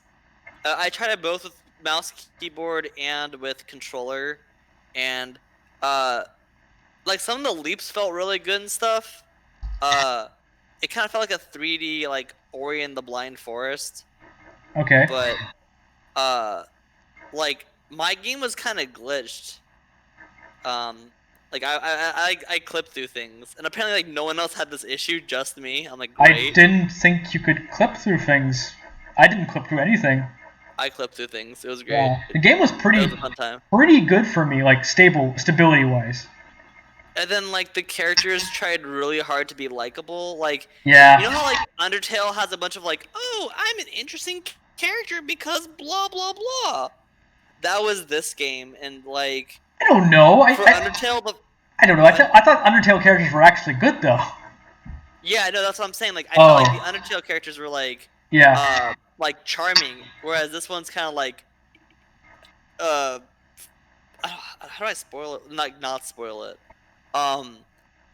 Like they at the end just become your friend because reasons. Because they exist. It's I feel like yeah, a lot of these characters, a lot of the characters just didn't justify their existence, and yeah, that broke it for me. Yeah, that's why I wasn't like a huge fan. Yeah, I think the worlds and the the art style was pretty good. The worlds were pretty good. The platform was okay. I had a decent time with that. I had a decent time collecting things and jumping around and all that. And I think that has good, decent platforming mechanics. And none of it was hard or anything. It just a good time. I just had a good time playing it. So yeah. And a lot of the those areas with the there's like little, I forget, they're like little portals, right, where you go through and you play the it's like a little linear level that you get to point A to point B. I enjoyed those quite a bit. Yeah, you're more of a linear person to begin with. I'm more of an open world, and like it kind of felt like the main game felt like 64, where it's like you have an objective. Yeah. But you can still go around anywhere. Whereas like the side stuff that you're talking about felt more like Galaxy. Yeah. And like I liked it, I guess, but like we've improved since 64, so yeah, no, but that's the thing. That's the weird thing. Odyssey didn't improve on 64. It copied 64 kind of. You know what I mean? But then they added more of it. They added more of it. I feel like, okay, hold up though. I feel like a ton of this year and the past few years, like ever since Iwata passed away, rest in peace. Yeah. A lot of that stuff has been because they're playing off nostalgia now. Yeah. Yeah. If you put it as like a standalone game, I still think Odyssey is really good. Yeah. Like it has a lot of callbacks, and I find post game like really like tedious, and I don't care to do it. Yeah, I think the any percent playthrough as a player is a lot more fun. But completing it 100% would never do that.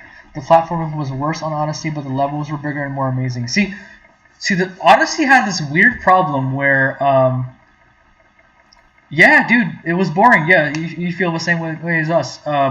So the Odyssey has this problem where you have amazing jumping mechanics, and all the platforming and that you can do. The potential of platforming is so good and so high up there and at a high level, but there's nothing to do with it. There's like no platforming that challenges you to use those platforming mechanics that you have.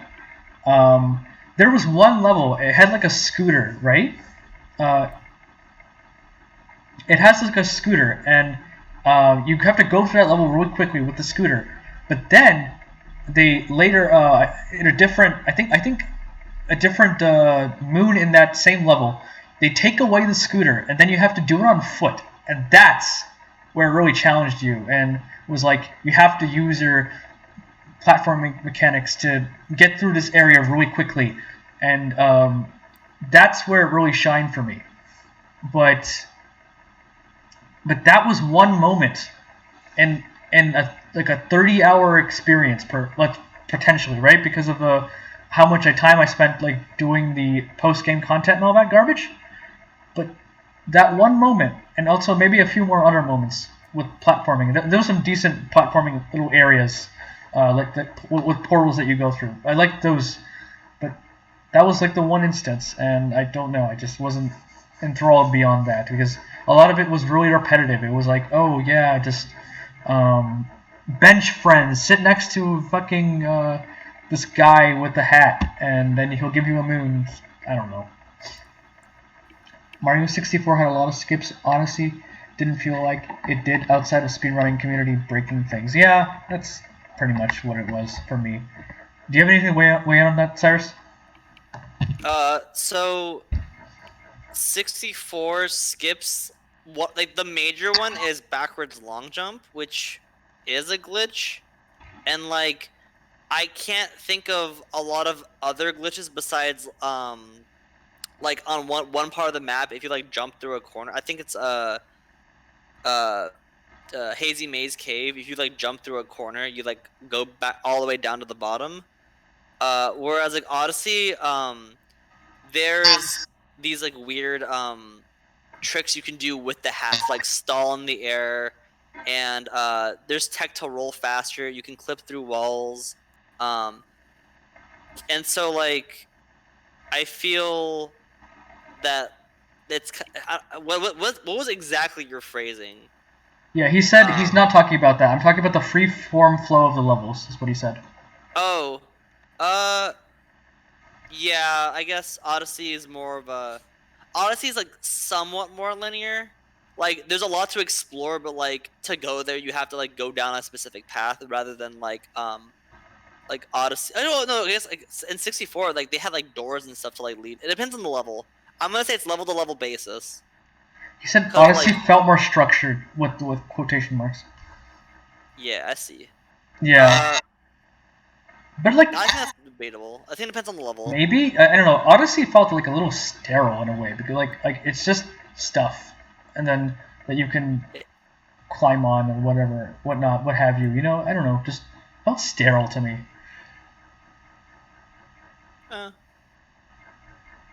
No real opinion. Yeah, that's fair. Okay, I guess we'll move on. Okay, Sniper Elite 4. I don't really have a lot to say about it. I just played it with Auden on a whim. It was one of those free PS Plus games, and I don't know, just I wasn't a huge fan of it, but it wasn't bad.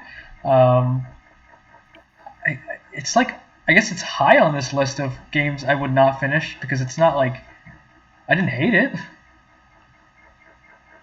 It wasn't heinous. It just could have been better. Yeah, it wasn't heinous, but I wouldn't play it again. You know what I mean?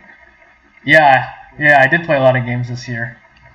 Yeah, he played a hell of a lot of games. Yeah, a lot of these games I didn't play for very long. I mean, some of these games I didn't play for very long. I think I finished most of these games. Basically, if it's on D and up, I probably finished it, or I definitely finished it. Yeah, I think the only game from. Or you got close enough, like Final Fantasy. Yeah, like Final Fantasy X right here. Yeah. Okay. Phoenix Wright Ace Attorney Trilogy. So I enjoyed this game. It's really a trilogy. I played all three games, but I enjoyed them well enough. But I don't know. I don't have a ton to say on it though, but I thought a lot of the stories were really outlandish. I guess okay, a lot of those cases are really outlandish, and like how the fuck did you come up with this kind of thing? You know what I mean?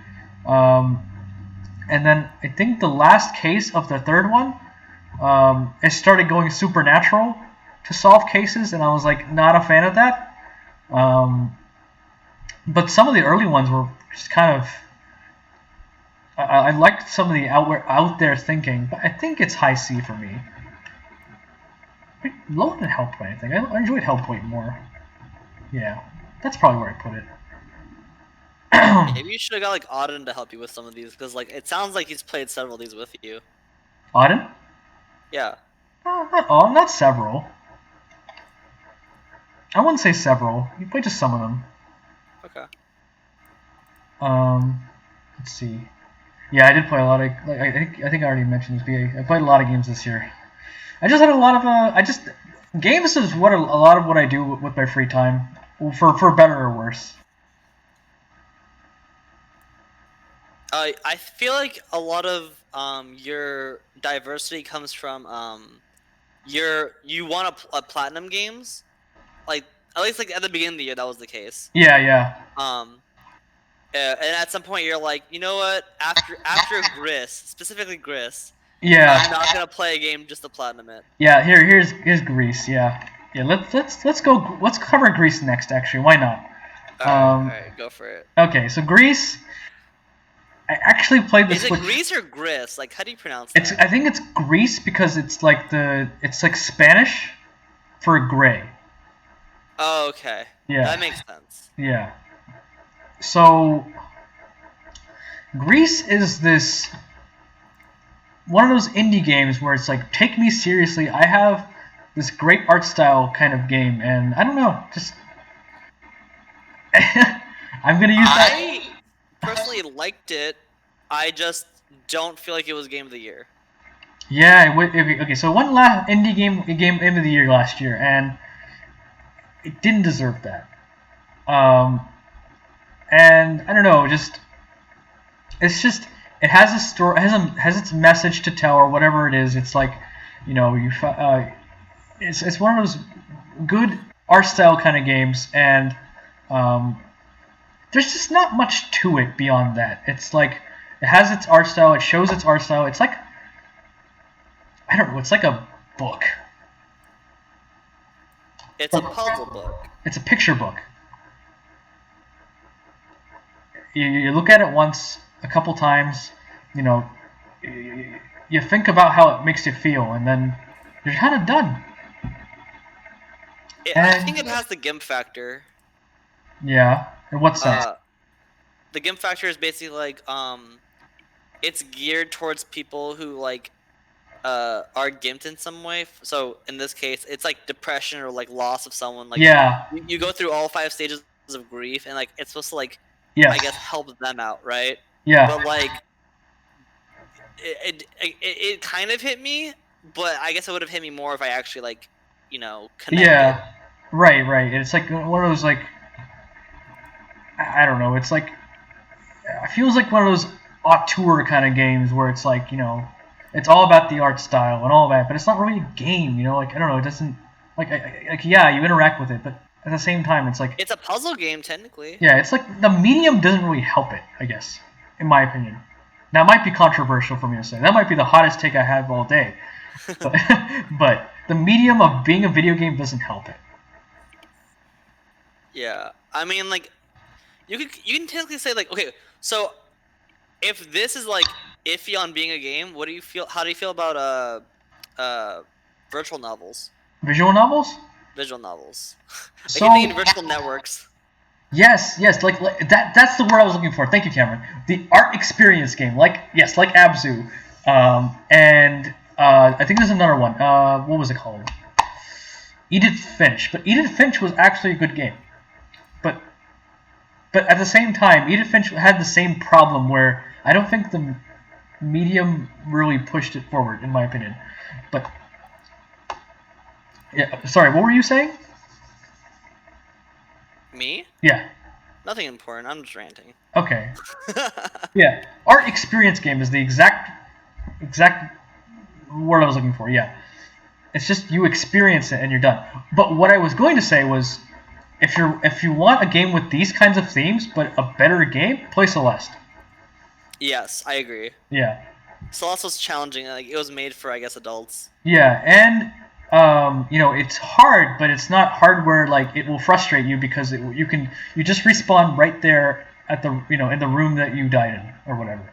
So definitely play Celeste, but I'm not the biggest guy on 2D platformers, so maybe I need to replay Celeste because I played it on Switch, right? And Switch for some reason has this weird input delay for me, and I don't know. I feel like definitely for Dark Souls it has input delay. I remember that. Yeah, and I personally, I was actually mad at Dark Souls. Yeah. Because I thought it was absolute bullshit, and then I realized, Yeah. wait, it's not Dark Souls' fault. It's the Switch. Yeah. Module Switch put all the emulators on it. I might do that. I don't care if Nintendo bans me, right? So. Yeah.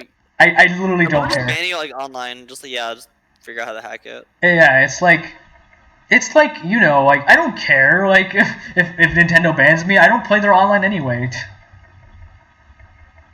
But yeah. Shadow banned. But yeah, Greece was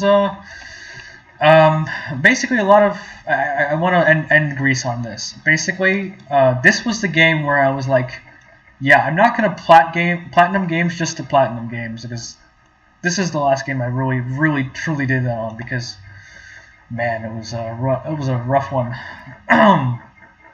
It's my second playthrough, right? Because I played it first on Switch, and then I played it on PS4. I got the platinum trophy, and I was like, I feel like I wasted money on the second time of playing this game. I shouldn't have played this, done it the second time. I was kind of just bored of it, and I don't know. Greece is not replayable in any stretch. There is no threat in the entire game. There's like one time a fish attacks you, and like I think it's scripted so you can't die. You can't die. Yeah, it was super fucking boring. Yeah, it just slightly inconveniences you. That's its challenge, right? But yeah, Greece. I don't know. Just there was one annoying portion where you have to. So with you remember the eel, right? Yeah. I think you were calling it the fish, but it's an eel. Whatever. Yeah, if it bites you, if it doesn't bite you, you get a trophy. If it, you can get bitten by it, but you can still pass it, right? But if you don't get bitten by it, you get a trophy. Okay. It was easy to avoid anyway. So but it was, yeah, right. It took me like 2 tries, so. Yeah, I'm ending Greece on that note. It's not. D. Sorry. Give it the D. Give it the D. I enjoyed it literally less than Mayo, the meme games. But yeah, Galaga. So Galaga, I don't have a lot to say on it. It's Galaga. I don't know what to say on it. I think I bought it to platinum it because I had leftover change on my European account. So I decided I was like, fuck it. This game is on sale. Let me buy. Lord Ace, why do you have a European account? Because I want to platinum games multiple times because I'm an idiot. So yeah. I just wanted to hear you say that. Yeah. I literally platinum Ashen twice, and I regret both times. So, okay, I don't regret the second time. Well, the first time.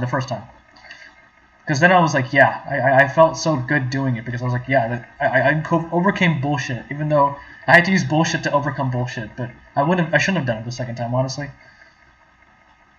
But anyway, at Galaga, I had change left over on my my European PSN account, and I bought. There was like a whole arcade game series things on there or whatever, so I just bought the whole collection, and this is one of them.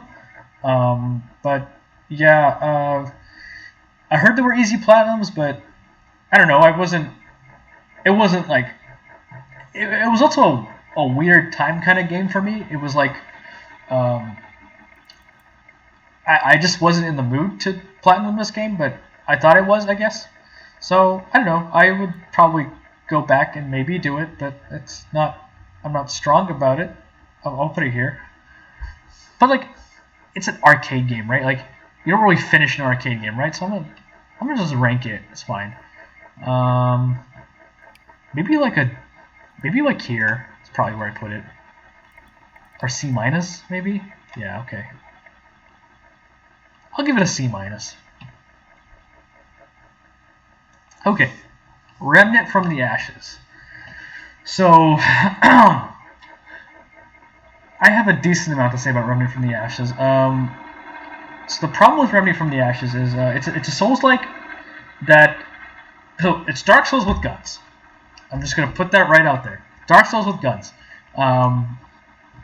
But the problem is it doesn't really challenge you in any way other than throwing enemies at you. All it does is throw enemies at you in procedurally generated areas. That's the whole game. And then there's occasionally bosses. But the problem is all the bosses also just have millions of enemies. So I don't know. There's just the only way the game challenges you is it just throws fucking enemies at you, just over and over, and it's just really annoying. And yeah, that's all I really have. I thought I had a lot more to say about it, but that. I have a lot to say about it. Yeah. Okay. But that was my major gripe about it, and I like the customization a little bit. Like there's some decent, like you can upgrade guns and stuff, and that was fun and all that. And you know, I think it's geared for multiplayer, but you could also do it solo. But that's possibly why I didn't enjoy it as much. It might be a weird case of Monster Hunter World. Like case of Monster Hunter World. Yes, like that. I'm gonna go with that. With really like Monster Hunter World, Necropolis, this game. I feel like I would have enjoyed them all if I had played with another person. But since I didn't, yeah, I'm gonna give it like a mid C. I think I enjoyed it less. I enjoyed it more than Sly Cooper. Let's go. Sly 2. Sly 2. Yeah, I'm gonna put it right there. Absolver. So Absolver is this weird, like, it's like an MMO kind of, but it's like a Souls-like, but it's like martial arts Souls-like. It's really weird. I played it with Auden for a bit. It was okay. It wasn't. I'd consider finishing it, but it was like a weirdly MMO, and I don't know. And it's really grindy, apparently. It has PvP also, which is interesting. I think I'd play it again, but I'll have to have a friend to play it with. But yeah, I'd put it like right here, maybe. Yeah. Okay, Cars 2. Yeah, Cars 2. You played Cars 2? Played Cars 2. Did you watch the movie? I have not watched Cars 2. So why did you play Cars 2? It was on PS Now. Okay. Yeah, and yeah. And you won the platinum? I wanted the platinum, but at the same time, I didn't actually get the platinum, so I just never went back to it. So I don't think I would. It was kind of boring, so yeah, it's kind of boring. Just gonna go. Yeah. That's all I have to say. It's yeah, boring. It's like okay, I don't know. It's like Mario Kart for dummies. Yeah, have you played the first Cars game? No, I haven't actually. It's just a racing game. That's it. Yeah, it's a racing game. It exists. It's like, one of those. It exists. The movie has plot. Yeah. It exists. Yeah, I'm gonna go with that. Okay, so Persona 5 Royal. Okay, I'm actually playing this right now. I am like 60 hours in. I'm really enjoying it, but at the same time, I got a little burnt out on it because RPGs be RPGs. So I don't know where to put this one. So I'm gonna go with. So I've played the original Persona 5, so I don't want to put it like right here because I technically finished it. So like a Persona 5, right? So I'm gonna give it like a. I could change my mind on this. I'm gonna give it a low S. So I really enjoyed it, especially the first time through. You should reference the tier list if you were uncertain. Maybe. Maybe. It'll tell you if your tier list is good or not. Perhaps. Perhaps. But yeah, I'm putting low S on Persona 5. Royal. Okay. Star Wars Force Unleashed. Okay, so this is one I actually wanted to platinum, potentially, as my 66th platinum. But then Demon Souls came out, and then I was like, nah. But then I played this game, and I think it's on the hardest difficulty, it's awful. It's really terrible. And I wouldn't recommend it to anybody. But I feel like on a normal difficulty, it could be a lot of fun. So yeah, I only played it on the hardest difficulty, or whatever the hardest one available to you at the beginning of the game is. So, I don't know how to rank this one. I think I ranked this high C, behind Hellpoint. No, behind Ace Attorney. Yeah, that's fine. I played it as I played it growing up. I had a lot of fun with it.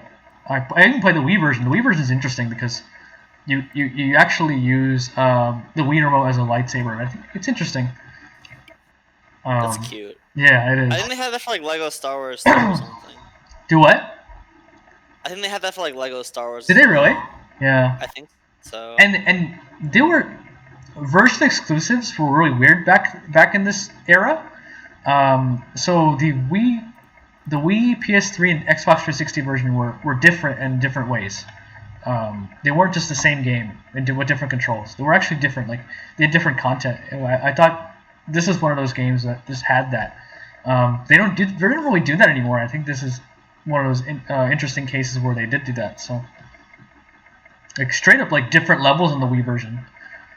But yeah, I think it's an alright game. It's a decent game. I wouldn't recommend you play it on the hardest difficulty or anything, but yeah, fun game. Alright, AI the Somnium Files. This is a visual novel. I think I put it low B, but yeah, this is a visual novel. It was I really enjoyed it. But again, it's a visual novel. It's not a lot to it. But I still enjoyed it. It's a good story.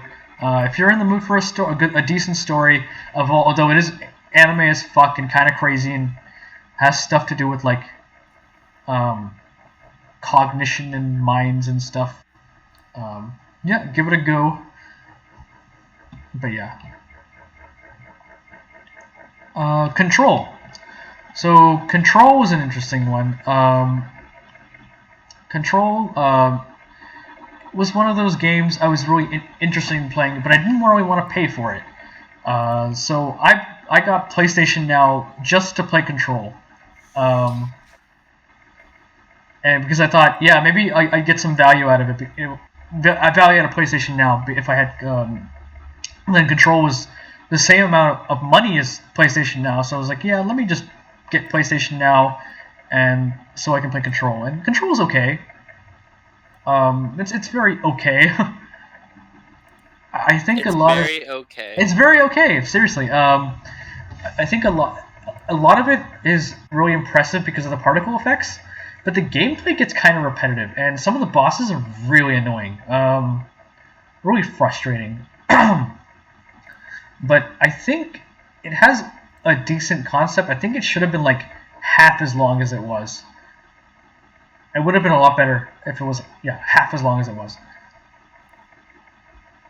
And yeah, a lot of the particle effects were really impressive. And I think this game on PC looks really good. And they just came out with a definitive edition on PC, and I think if you want to like test your PC benchmarks, this is a pretty good one to do it with. So yeah, I'd probably give it a low B or high C. High C. Probably here. Yeah. Okay. Spellbreak. Now Spellbreak is the magic battle royale. It's like Fortnite with magic instead. And I don't know. I played a little bit of it. I don't like Fortnite, so I thought this would be more interesting and more varied than Fortnite, but it's very similar to Fortnite. So yeah, I don't know. It was interesting. Me and Auden played it for a bit. I'm pretty sure we played against bots for the first for the first couple of matches. We were just playing against bots because we got in first we got first like twice in a row. and doubles or whatever, or duos or whatever it is. Talented. Yeah, I'm pretty sure it was bots though. So I'll give it a high D. All right, Wolf Among Us. This is I don't know what all those Telltale games. It's more like a movie again. So I'm just gonna rank it with Batman. I don't have a lot to say about it.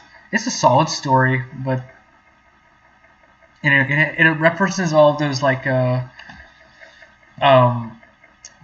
what do they call them? Like Cinderella and not Disney characters, but like Cinderella, the Big Bad Wolf, Little Red Riding Hood, Snow White.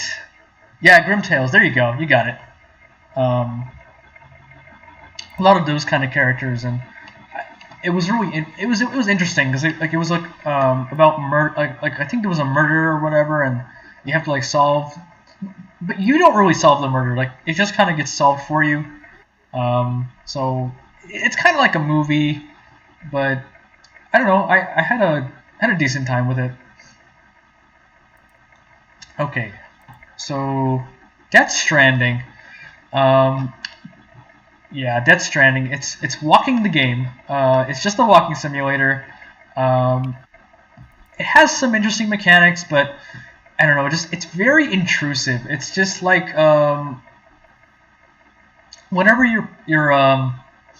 whenever you're doing fun. yeah, whenever you're trying to have fun, the game's like someone calls you on your little phone and they say no fun allowed. I'm gonna talk to you for the next 5 minutes, and it's just like, but why? Please stop. So yeah.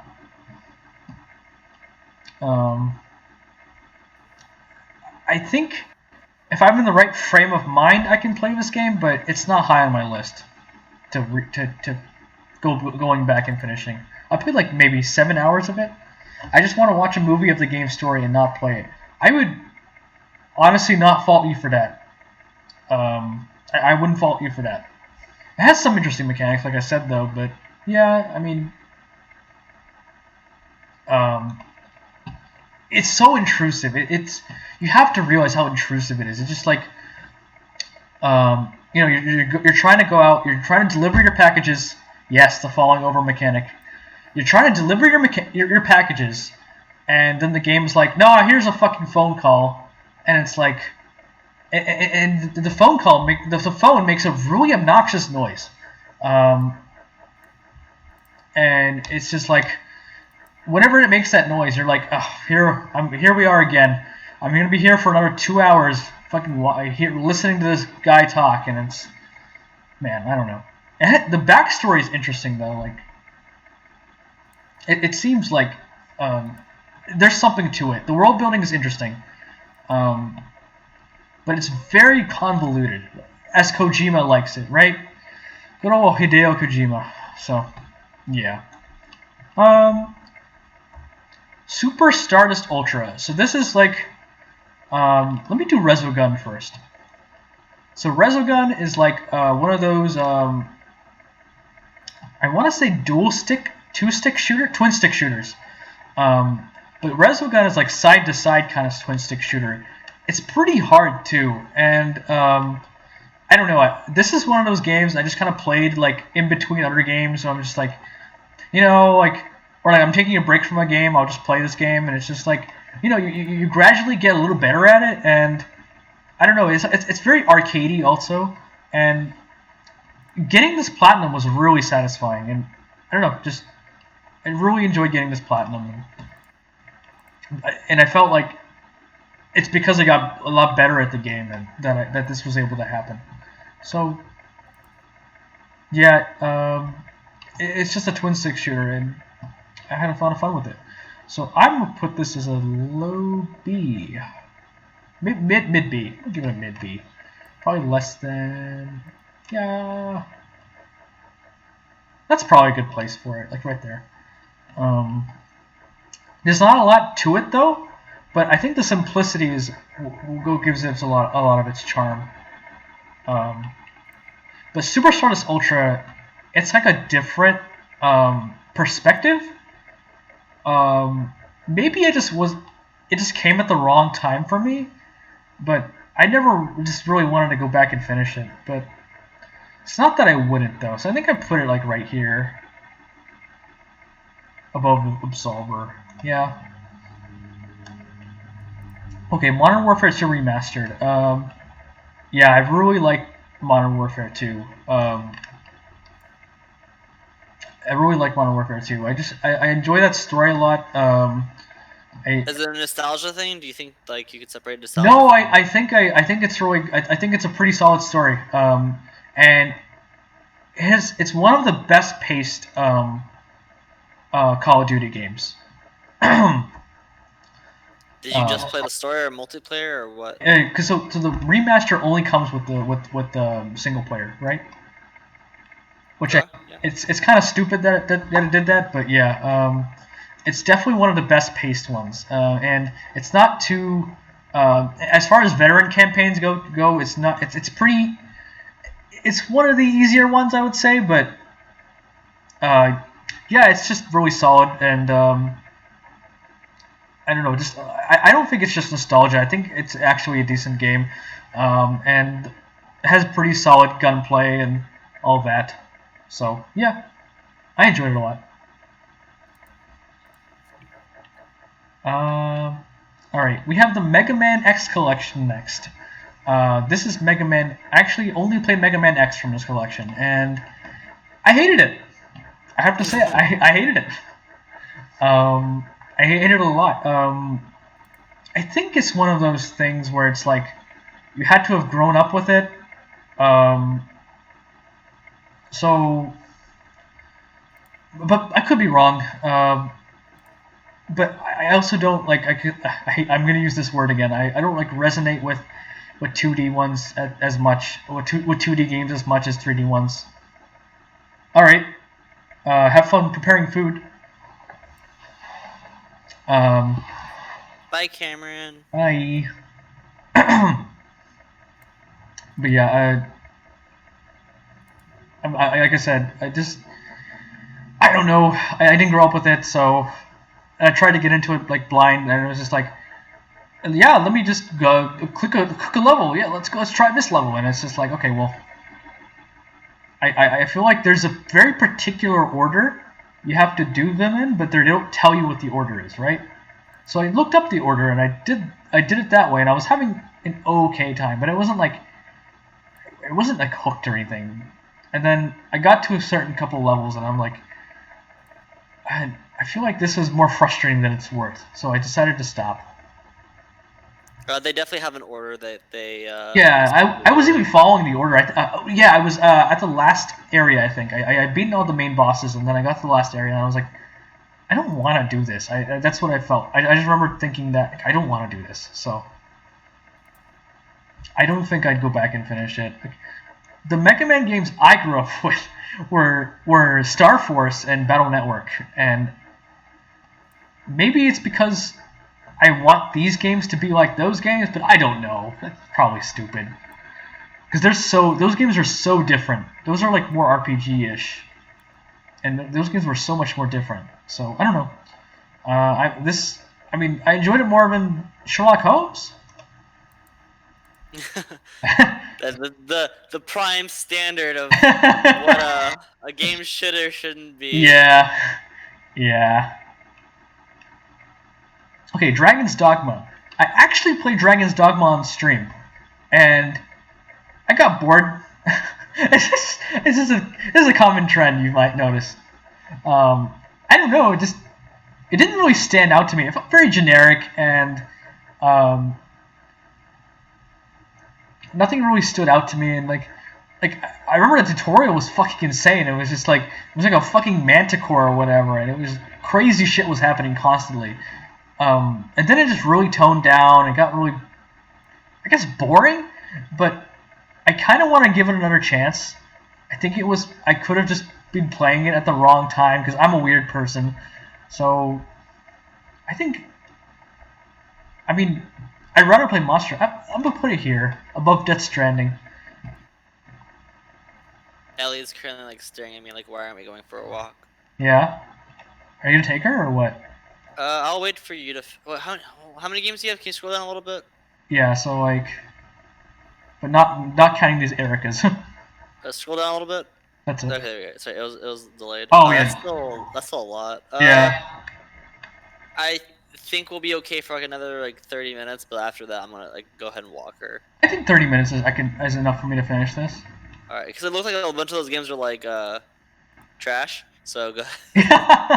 Yeah. Okay, Dark Souls 2.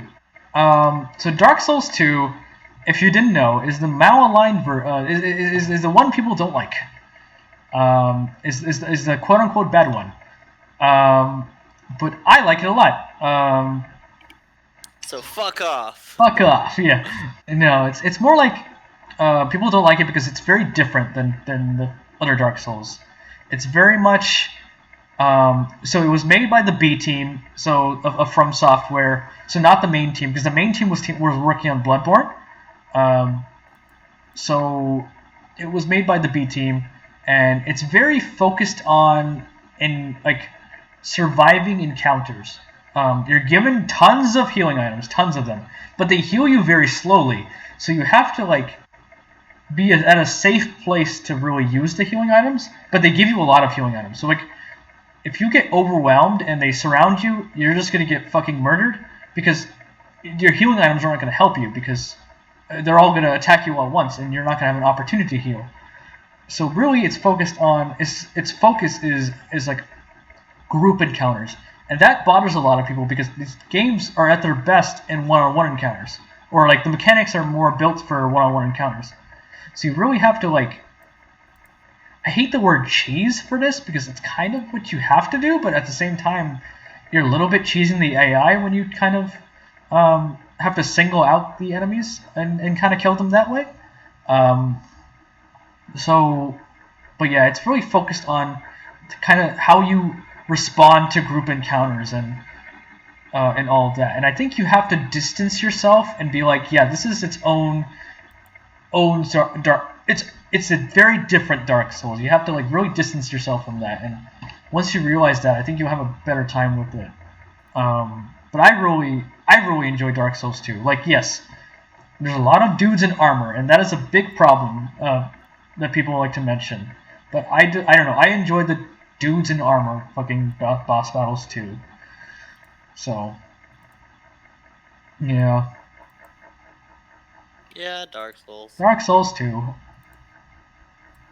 But it's like a manageable cheese, right? It's not like. I think so. I think so. A lot of people give it a lot of shit, and there's a lot of quote unquote shitty mechanics where it's so if you die, you turn hollow, right, from human form, and then your maximum health is actually cut. Oh, when you become human, or when you become? No. So each time you die, you're hollow. You hollow further. And your maximum health is cut until your absolute minimum is halfway. Okay. And that bothers a lot of people because if you die a lot, which you probably will, because getting used to the group encounters. It changes it because if you die once, then you're more likely to die next time, which means you're more likely to die the next time. Yes. Right. Yeah. But you can use a human effigy to become human, and then you get all your health back, right? Yeah. So then that is a thing you can do. And there's a ring that lets you alleviate that too. There's the ring says if you have it equipped, and you get 4 ring slots, so there's almost no reason to have this equipped 24/7. There's a ring that says you're allowed to have 75% of your health, no matter what. But you can still have up to 100%, right? So if you become human, you can have 100%, but your minimum is 75% instead of 50%. So that helps a lot. But that's kind of like the ahead in time thing, where it's you kind of need a badge to progress. Yeah. But it's still optional at the end of the day. But at the same time, Yeah, I don't know. But yeah, let me actually grab some water. I'm gonna grab some water. My mouth's getting a little dry because I've been talking a lot. Should we take a little break? Yeah, if you want to. Cause Elliot's staring the fuck out of me. Yeah, do you wanna take her for a walk? Probably. I'm also playing the monkey game. Yeah, you can continue without me. It's no big deal. Monkey game. I can continue without you if you want me to. Yeah, I was about to say I was like, this is your. I don't know these games. How am I supposed to continue without you? Sorry, I just said words are hard, dude. Words are hard. Words are hard. That is true. I'm gonna go ahead and finish this monkey game real quick. Okay. Because I'm really close to being done with it. Yeah, I'm just gonna. Oh, I just heard Ellie go. Drinking water. Potato. Hey, dude, stay hydrated. Mm-hmm. Should get a hydrate bot, huh? Some people like have a command that's like stay hydrated, and like you have to take a sip of water every time. Yeah, they do that. They use channel points for that, right? Yeah. Yeah. But I don't have it though. I should be like regulating my own water. I can continue. It's no problem. Okay. Yeah, go for it. Lara Croft Go. So this is a puzzle game, and not even close to related to Tomb Raider. And yeah, not a fan. I don't like puzzle. This is the game that made me realize I don't like puzzle games. I just got this for platinum, just to platinum it, and yeah, just wasn't a fan. I'm gonna give it a D plus. It's probably an okay game, but I don't like puzzle games, so yeah. Whereas I don't like love them, but I do like the challenge. Yeah. And this game is probably usually really cheap. Maybe you'll like it. I don't know.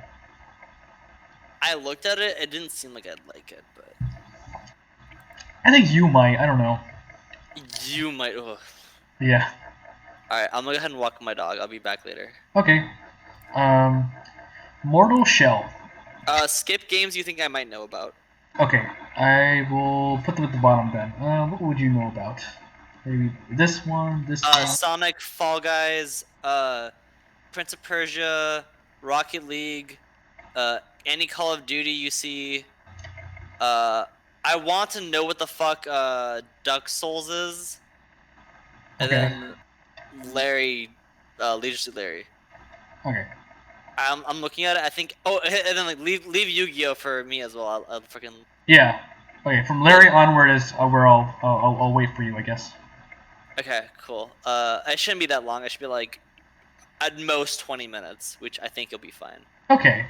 Move Call of Duty World War II a little back, I think, as well. Okay. Because even though I've never played World War II, I do want to hear what you have to say about it. Okay. I'll put Modern Warfare back there too. All right. I'll be back. Cool. Okay. Mortal Shell is a Souls-like. I actually really enjoyed Mortal Shell. I've platinumed it twice, much like Hellpoint and Ashen. It's an indie Souls-like game made by a pretty small team. I think it was like 6 to 10 people. I think made this game. Yeah, B minus. We'll put this here. Yeah. So I really enjoyed it. It has this whole mechanic where you take over. So there's 4 armors with different attributes. Like one is really focused on armor, one's really focused on stamina, one's more balanced. The other is I think focused on health. No, focused on parrying. They all are really different, and I think it's really refreshing to see mechanics like that because like. Generally, when you are playing a Souls game and you're leveling up your character, you're really locked in on a certain playstyle because of how you leveled your character. And I think Mortal Shell breaks that because you can switch on the fly. Well, I wouldn't say on the fly, a little bit on the fly. There are items that let you switch to other characters on the fly, but you're allowed to, as long as you go back to the main area, you can switch into whatever shell you want to be in. And I think my major complaints with it is a little too short, and it's a little too short, and as well as I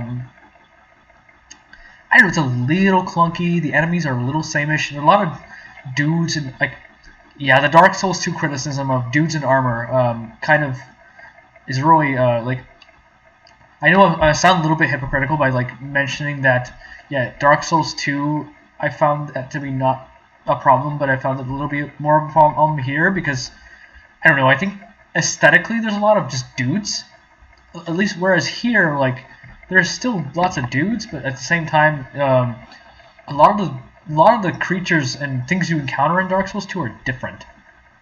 But there's a lot of humanoids in Mortal Shell. So, yeah, just I enjoyed Mortal Shell for what it was. It's really it was still, like I said, really short, and it has really interesting achievement. So, like I said, a bit of a trophy hunter, and what really stood out for me was this achievement was like you have to beat it without a shell. So don't take any of the armors, and then you just have to do it in shell form. But so in shell form and in naked form, I don't know what it's called, shellless, no shell. You basically don't have any armor, and you die in one hit. But you have your stamina bar is ginormous, gigantic, a fucking unit, right? You can just run like literally. You can like roll from one place to another. Like you can just do that. So like, and the shellless playthrough is really different because yeah, you die in one hit, but at the same time, it's like you can just roll anywhere and get anywhere. I just thought it's a very interesting way to play it, and yes, it is annoying. It's a little annoying. It can get annoying because when you're on PS4, your load times are kind of hard. Your load times are kind of bad, but hey, I did it twice, so whatever. I think it's not that replayable, but it's still a good game. It's mechanically very sound, whereas like something like Hellpoint, it's very replayable, but it's not as mechanically sound. Yeah. Okay, Knights of Azure. So this is one of those weird RPGs, JRPGs. I felt like it's all about the boobs, just boobs, you know. And I don't know, it just wasn't. There's not a lot to it other than that. And yeah, you summon familiars, and you're just a girl with boobs. And there's not a lot to it, a lot more to it than that. I'm just gonna put that out there. I thought the mechanics were really shallow and boring, and even though there's a lot of tutorials, I just felt like there wasn't a lot to it. It's just you summon familiars in combat, you make them do things, and you make them use moves in combat. But I don't know, there wasn't a lot to it, in my opinion, and I got really bored. I played this for maybe 5-6 hours, I think, and before I was like, yeah, I'm just done. So I think I'm gonna put this right here. I think, yeah. Okay. I'm sure Cyrus wants me to hear me talk about this game, so I'm gonna put this back down here. Okay. Immortal Unchained. So I generally like to finish Souls-likes and get the platinum trophy for them, right? So Immortal Unchained is like Dark Souls with guns, but in the most frustrating way possible. Just any frustrating mechanics that you can think of, just that would be in a Souls-like, they're just in this game, and it doesn't work. It just doesn't work, and it's really like it's kind of buggy also, and I don't know. I just think the combat feels very sloppy, slapdash, sloppy. I don't know how you want to put it. And a lot of it's really frustrating. Like you're trying to go through a level and this thing's shooting you from the distance, and it's hard to get close because there's little traps everywhere that like stun you, and then you get shot more, and then there's lots of group enemies and it's kind of like what's it called? It's kind of like Remnant from the Ashes in that way, in that like there's a lot. the way it challenges you is just throws groups of enemies at you. But yeah, I don't know. It wasn't that great. I didn't expect much, but it was even worse than I expected, you know. So I'm gonna give this a D plus. Okay, Persona 5 Dancing. So surprisingly solid game. Pretty solid game. Surprisingly so. So what to say about this one? So this one, it's just a pretty normal rhythm game, and pretty normal basic rhythm game. And the Persona 5 music is really fire, and this is just you just get a lot of remixes of that, and I just really enjoyed I really enjoy the characters. So it was fun watching the characters interact with each other in ways that you don't see them interact in the main game, and I thought that was I think that's really interesting. So that was it was a lot of fun to see characters doing that, and you get to see I know it sounds really dumb and cheesy and makes me seem like an art freak or whatever. I don't know what the hell you call it, but you get to see personalities of the characters in a different way because of the way they dance. You know, like you notice that Makoto, for example, she knows a martial art. I think it's called it's called Aikido, and she really uses that Aikido in her dance technique, and I think that's really interesting, and it's really well thought out how they did stuff like that. So yeah, C plus.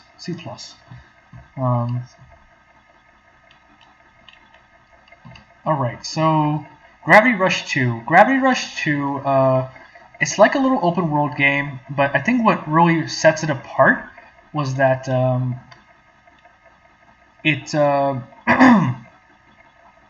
what sets Gravity Rush 2 apart is that you have that there's a whole mechanic where you have to I say have to, but it's like a gravity mechanic, and you can use it to navigate throughout the world, and that mechanic is so interesting and it's fun to use that it kind of makes the game worth playing in that sense. But there's a problem with it, though. It's very derivative of the first game, and I don't have the first game on here because I played it last year. But it's very derivative of the first game. It doesn't really even improve on the first game. It's just more of the first game. So if you really like the first game, you'll probably still like this game. And I really did like the first game, but I was kind of done with the game by then because a lot of these open world games, when you have an interesting gimmick or mechanic, then I think that can make an open world game. If you need something that make yourself stand out from other open world games. So you have Ghost of Tsushima, a really interesting, unique art style, really good combat, and you have Spider-Man. Spider-Man has such an interesting and fun traversal mechanic with the web swinging, and it has really fluid combat. Can really combo and really construct your own combos and all of that. That this really makes these games worth playing. Really makes the game worth playing. But the thing is, with Gravity Rush, the combat really sucks. It's really bad, and they barely added anything to it. There's just not a lot to it. It's just you're kind of hitting them with your gravity kick. You just keep doing that. But I think the traversal is so much fun that it doesn't matter. And there's a gravity slide too that you can slide around everywhere. And the traversal is fun. So basically, it's like Spider-Man, but minus the good combat. I think Spider-Man is really solid combat because really free flow combo combat, and Gravity Rush is really stiff combat where it's just you use the gravity kick, you lock on to something, you hit them. You might not even hit them because the gravity kick is so broken that you just might not even hit your target. I don't know. It's really irritating, and yeah, I enjoyed the game well enough, but it felt like I was getting tired of it. So yeah, B minus. Okay, Star Wars Squadrons. So this was kind of like a weird flight sim game, right? I don't think I'd play it again. I just don't think flight sim games are my thing. I gave it a good try. I love Star Wars, right? But it's really weird. It has this really weird difficulty curve where it's like, I think Ace and Veteran. I think it's Veteran Ace. Those difficulty settings are too hard. Like maybe I'm just shit. It's very possible, but I've heard that that the difficulty curve is really high. The learning curve is really high on these games, and I don't have like the little joystick or whatever, the HOTAS setup I think it is, and I don't have VR, so I can't really make full advantage of this game. And I don't know, it doesn't resonate with me. I think it's a decently made game though, but I don't think it was for me. So I'm just gonna put this probably even below Death Stranding. Okay, Order 1886. So with this game, it's a beautiful game. It's a gorgeous game. It's a very boring and generic third-person shooter, though. I couldn't finish it. I couldn't get into it. It's really short too, and it's like an easy platinum. But I don't know. I couldn't get into it. It's just you just shoot. It's like a cover shooter. I think it's a cover shooter from what I remember. I played like maybe 3-4 hours of it. I don't know. Just didn't. It didn't seem. It's all very cinematic based, and it uses that letterbox thing going on with it a lot, and because it really wants you to see, hey, look, this is what the PS4 can do, and this is how the PS4 looks. But like, I think it did that at the expense of the gameplay, and that really brought it down for me. And I don't. Cinematics aren't all I go for when I play a game, right? So yeah, I think I'm just not gonna finish it. So I'm gonna put that here. Origami. Origami is an interesting. It's like a stealth game. So Origami is you're this like samurai ghost person thing. This girl conjures you up or something, and she's like, "Hey, can you save me or whatever?" And I don't know why she can't just conjure you up next to her, but she just doesn't. Fuck if I know. But yeah,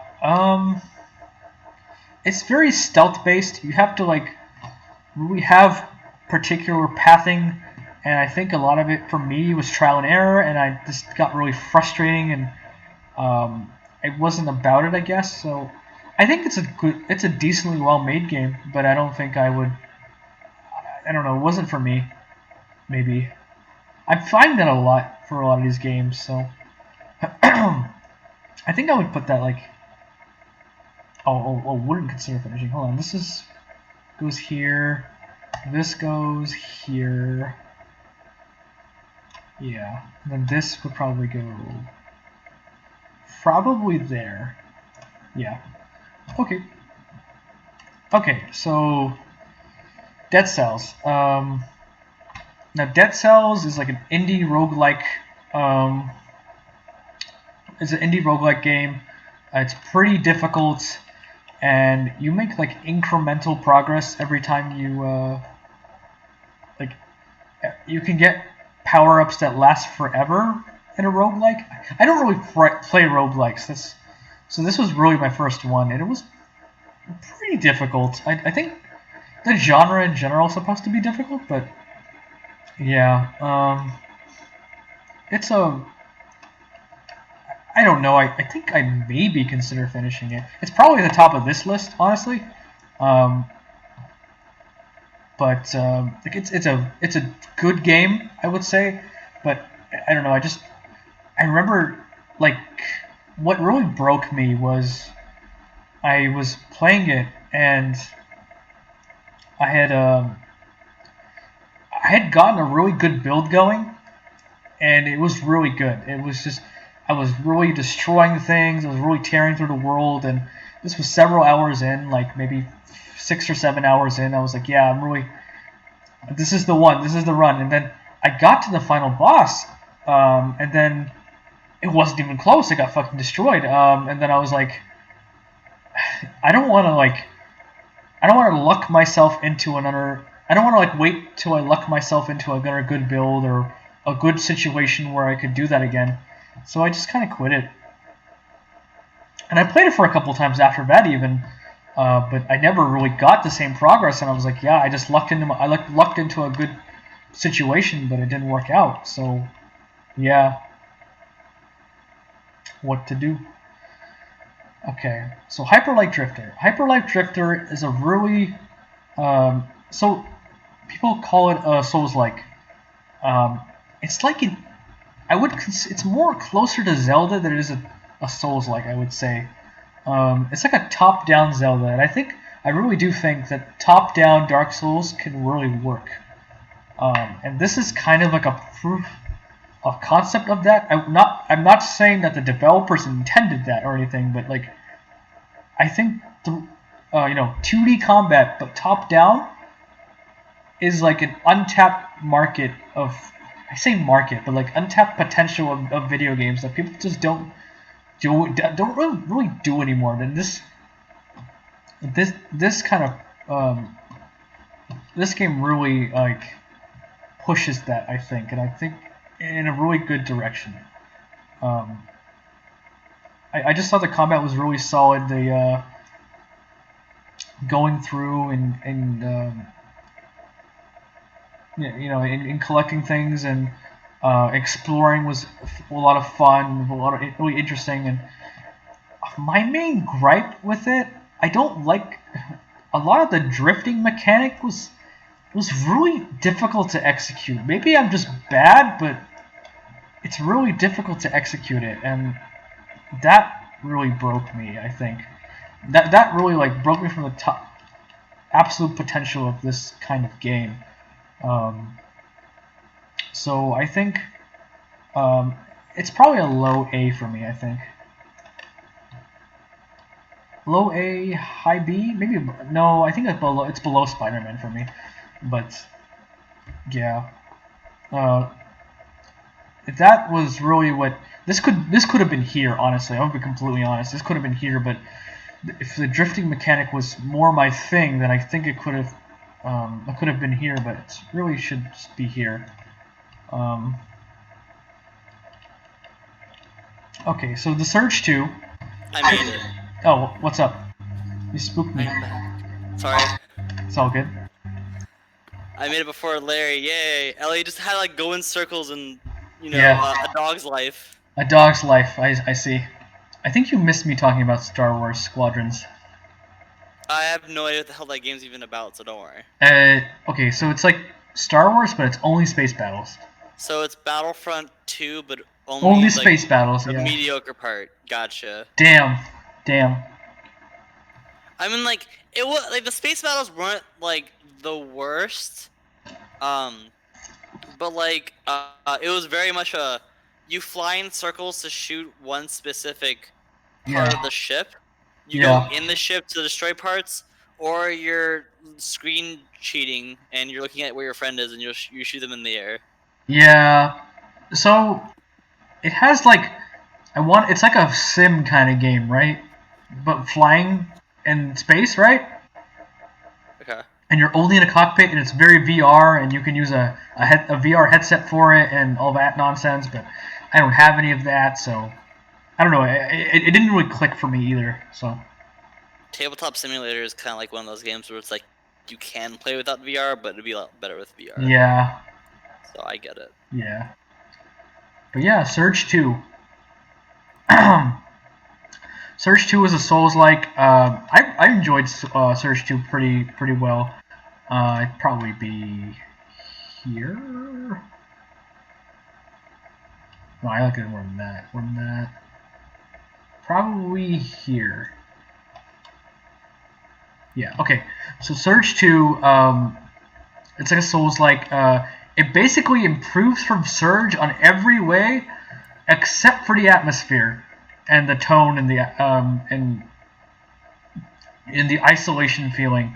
Because now it's just it feels so like the atmosphere, the environment, it feels so dumb now. I guess, and I have no other way of saying it.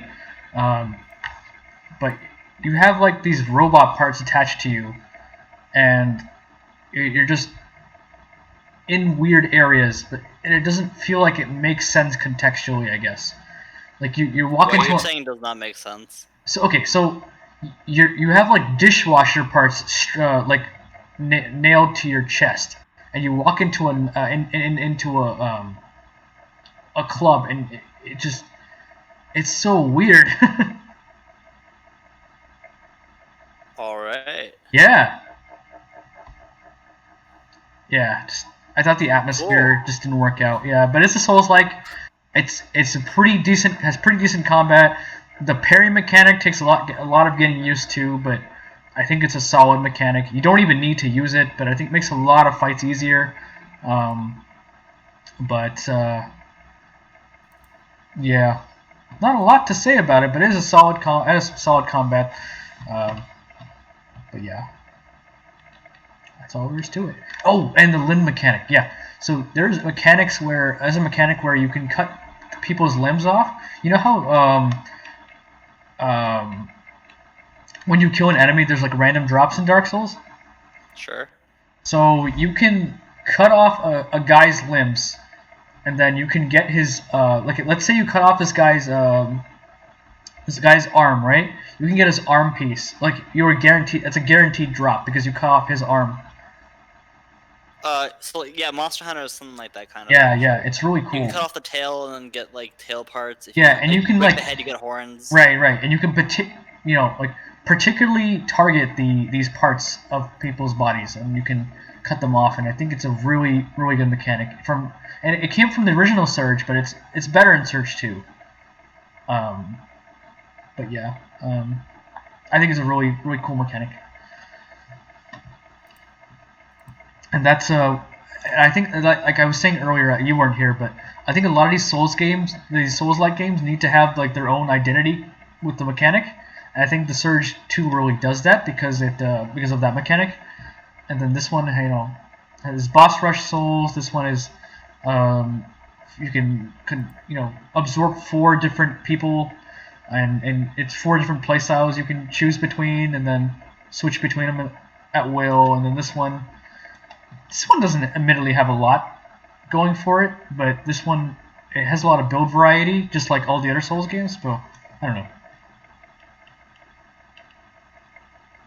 Okay, so Cool. Souls. yeah, Warframe. Yeah, Warframe. Yeah. Warframe. Warframe. So I played Warframe for a couple hours with Auden, and we were both like, yeah, this is kind of underwhelming. It's just kind of like a looter kind of game, and it's just a loot grind. The enemies are kind of just, I don't know, generic, I guess. It's just kind of generic robot shooty, bleh, I don't know. But I wouldn't. It's not for me. It's kind of like a Destiny kind of thing, but it has a lot more melee going on, I guess.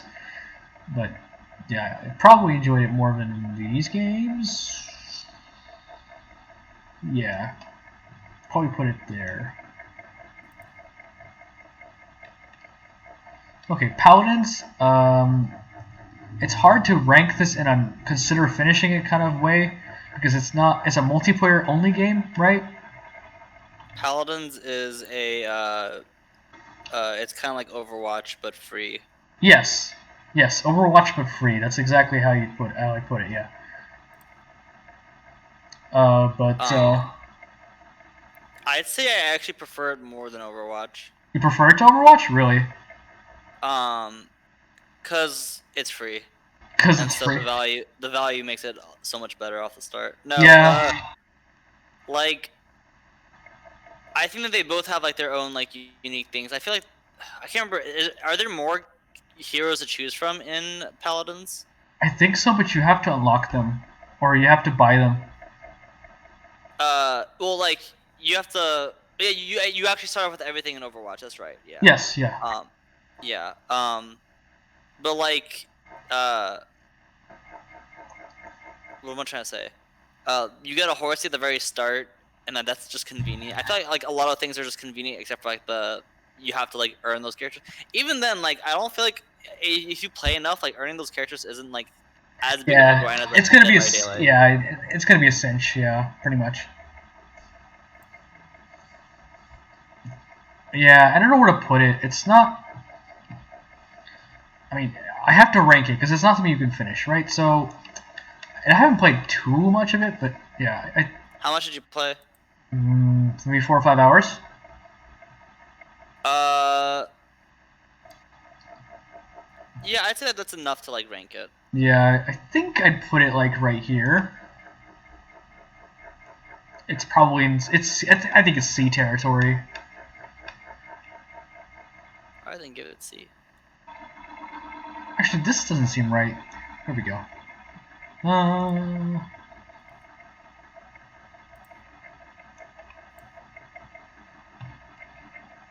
Why is this part of the list so weird? There we go. Wait. I think it's because you're trying to order it without like actually ordering all of them. Yeah. Like sometimes it's like, oh, it's like low C, and so you put in low C, but like you don't actually have like an order. Oh, true. Yeah, I think this is right. Maybe I'll like search 2 more of Uncharted though. Okay. Yeah, that's probably better. Okay. So, Astro's Playroom. So this game is the weird game that came with the console, PS5 console, and people love this game, and I really don't. It's just kind of like a generic platformer, but it has those like Nintendo style gimmicks to the platforming. You know, like that has to use the motion controllers or whatever the fuck. You know what I mean? Sure. So I think I would finish it though, but it's not like a high priority kind of thing. Probably put it right there. Okay, probably more likely to play it than that. There we go. That's probably better. Here we go. Erica. Erica's a piece of shit. Don't play that game. Oof. Yeah. It's too long. To platinum, it's too long, and the story doesn't make sense to begin with, and it's just really bad. I don't ever platinum it. I wouldn't even recommend playing it once. It's just bad. It's just not a good game. Not even once. Yeah, and it's like the shitty touchscreen mechanic doesn't even work, and it doesn't make sense. It's just a live action movie that doesn't make sense. Yeah. Nice. Yeah. And it doesn't control well. Yeah, trash. Okay. Leisure Suit Larry. Wet dreams don't dry. Hell yeah, dude. Hell yeah, brother. Okay, so Larry. We have reached the pinnacle of comedy right here. Yes, we have. So, this is a fun one. I was like, I have 69. I have 68 platinums. What's my 69th one gonna be? It's gonna be this one. So it was. And I don't know. I had a more fun time than I probably should have had. I was engaged the entire time, and I don't know. I had a lot of fun with it. Would I do it without a guide? Like, no. I would not do this without a guide, but I think it was fun. And it was fun seeing all the fucking garbage, dumb bullshit just happen. So, yeah. And just a lot of random weird scenes of weirdness. and it was like it has like anime weirdness in a Western way. I don't know how to fucking describe that. You know what I mean? It's over the top, but westernized. Yes. So it's like, anime would be like a lot of like perverted, whereas American would be like raunchy. Yes. Like, right. yeah. So one of the ones that really stuck with me. So like I don't know if I should spoil. It's fine. It's Leisure Suit. It's Leisure Suit Larry. Who the fuck's gonna play it, right? So like, Yeah. he gets like a Tinder. I forgot what the equivalent of Tinder is there. Who cares? Continue. Who cares? He gets like a Tinder, and he describes himself, and then there was an option for favorite sex position, right? Favorite sex position? Favorite sex position, right? Yeah. Okay. And one of the guys at the Apple store, then one of the nerds at the nerd bar at the Apple store was making his Tinder profile, right? Larry's Tinder profile. Sure. And he was like, "Yeah, put scrunicorn. That's what all the hard guys do." Okay, whatever, right? And later on, you get to be with this girl. It's like this Asian girl, and she wants to dress up as a unicorn, right? Mhm. So you have to do a bunch of bullshit, and you get her a unicorn costume, and then apparently this girl, you matched with this girl on the Tinder, right? Okay. So this girl is like, yeah, let's do it or whatever, and then she's like, I will grant your wish of the scrunicorn thing, because I saw you like that on Tinder or whatever. And apparently what that means is they tie you up, and then and then the girl in the unicorn costume dives headfirst into your ass. Beautiful. Beautiful. Yes, Facecam, what's up? Is here. It's here. So yeah, you've just now learned what scrunicorn is. Yeah, it's going all right. How are you want to see the list so far?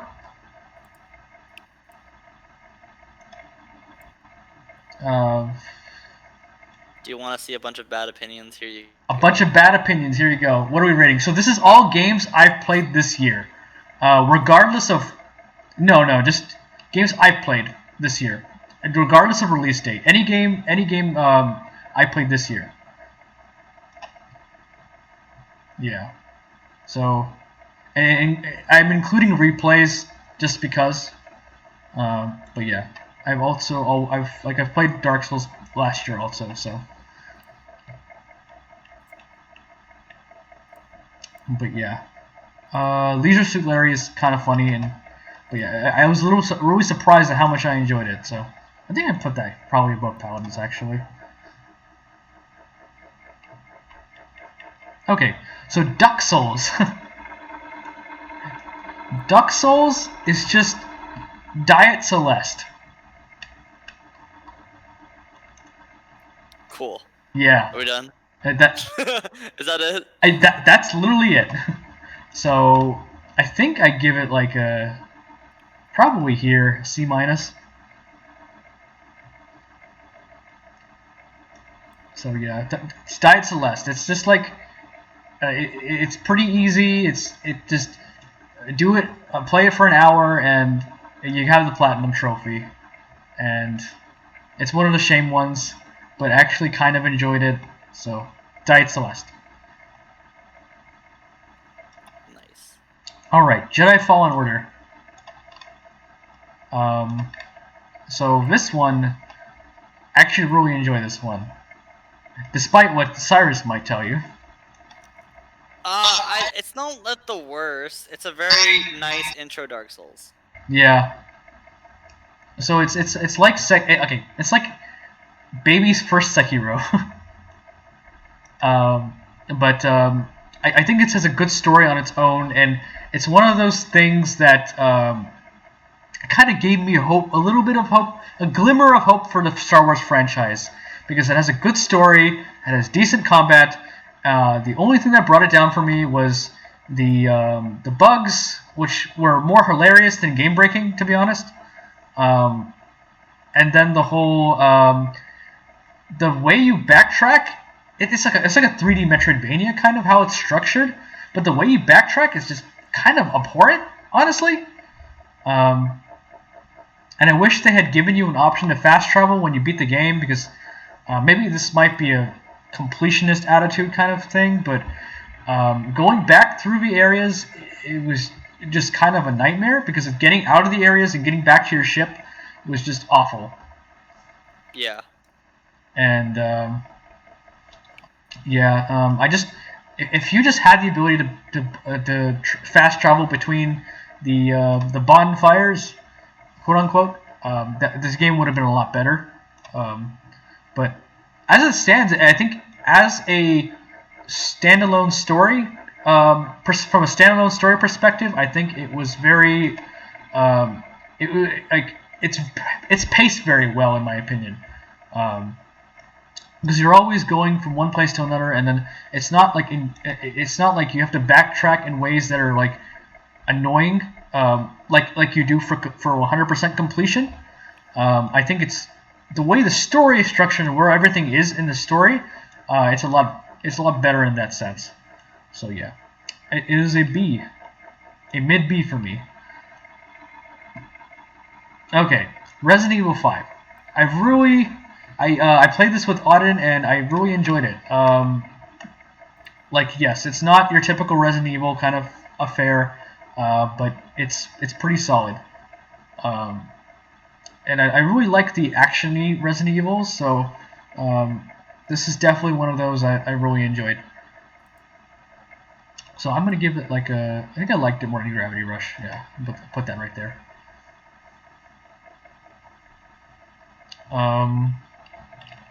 Okay, so Yu-Gi-Oh. Yu-Gi-Oh! Legacy of Duelist, whatever. Okay, so this one, it's actually a really good game, but like, I played 30 hours of this game, surprisingly, and I'm not even close to done with it because it's like a 90-hour game, and it just has. It's really interesting because it has all of the major duels in the whole series, from like literally the first Duelist Kingdom to like whatever the last one is. I don't know what it is. Arc V, maybe Arc V. I don't remember what it is. But it has all the major duels, and they're all pretty interesting. But the best part is just like it's just having a good Yu-Gi-Oh simulator, I guess to say. But it's not monetized. It's not heavily monetized. When you open booster packs, you're opening like, it's like a solid. You're opening them, and you have enough money to get more. Basically, you have enough money to get what you want from the game. Like if you want to in game. Yeah, in the game, yeah. Like it's not monetized so much. You're out to stream yourself? Yeah, dude. Tarkov. I'm down to play Tarkov. When a PC comes in, it should come in soon. I'm down for that. So, yeah. Sounds good. See you around though. I'll miss you. I'll miss you too. But yeah, it's. I guess what I'm trying to say is really surprising to see this come from Konami, because Konami is a scummy company. Let's be real here. I guess that's on the record now, but I can do my best to show you the ropes of Anxiety Simulator. All right. So, I guess, but yeah, it's Konami's a scummy company, but this is a good game. So, good game. Yeah. Good game is good. Good game is good. So, okay, Rocket League. So Rocket League's a solid game, but I'd only play with friends. It's one of those games for me. Yep. I don't see myself playing this by myself. So, yeah. I don't even see myself like playing it with someone watching me. You do or you don't? I don't. Yeah. I feel like I would need like someone to actually be playing the game with me. Yeah. And I had a fun time. Like it's definitely like one where I can see myself spending a lot of time with it. But like I again need friends to play with. And that's probably what Tarkov's going to be for me too when I get around to it.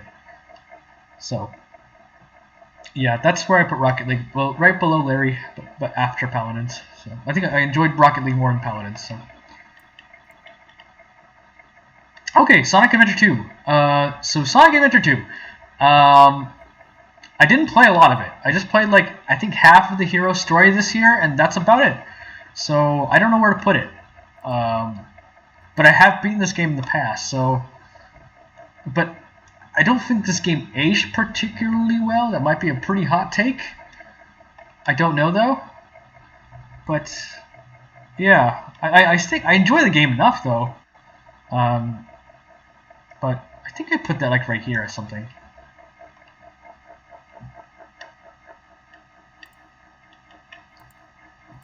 Okay, so Fall Guys. The Fall Guys is probably the biggest surprise of the year for me. I did enjoy it quite a bit.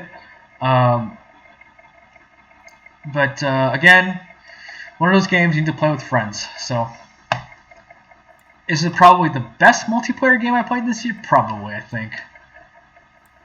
Probably.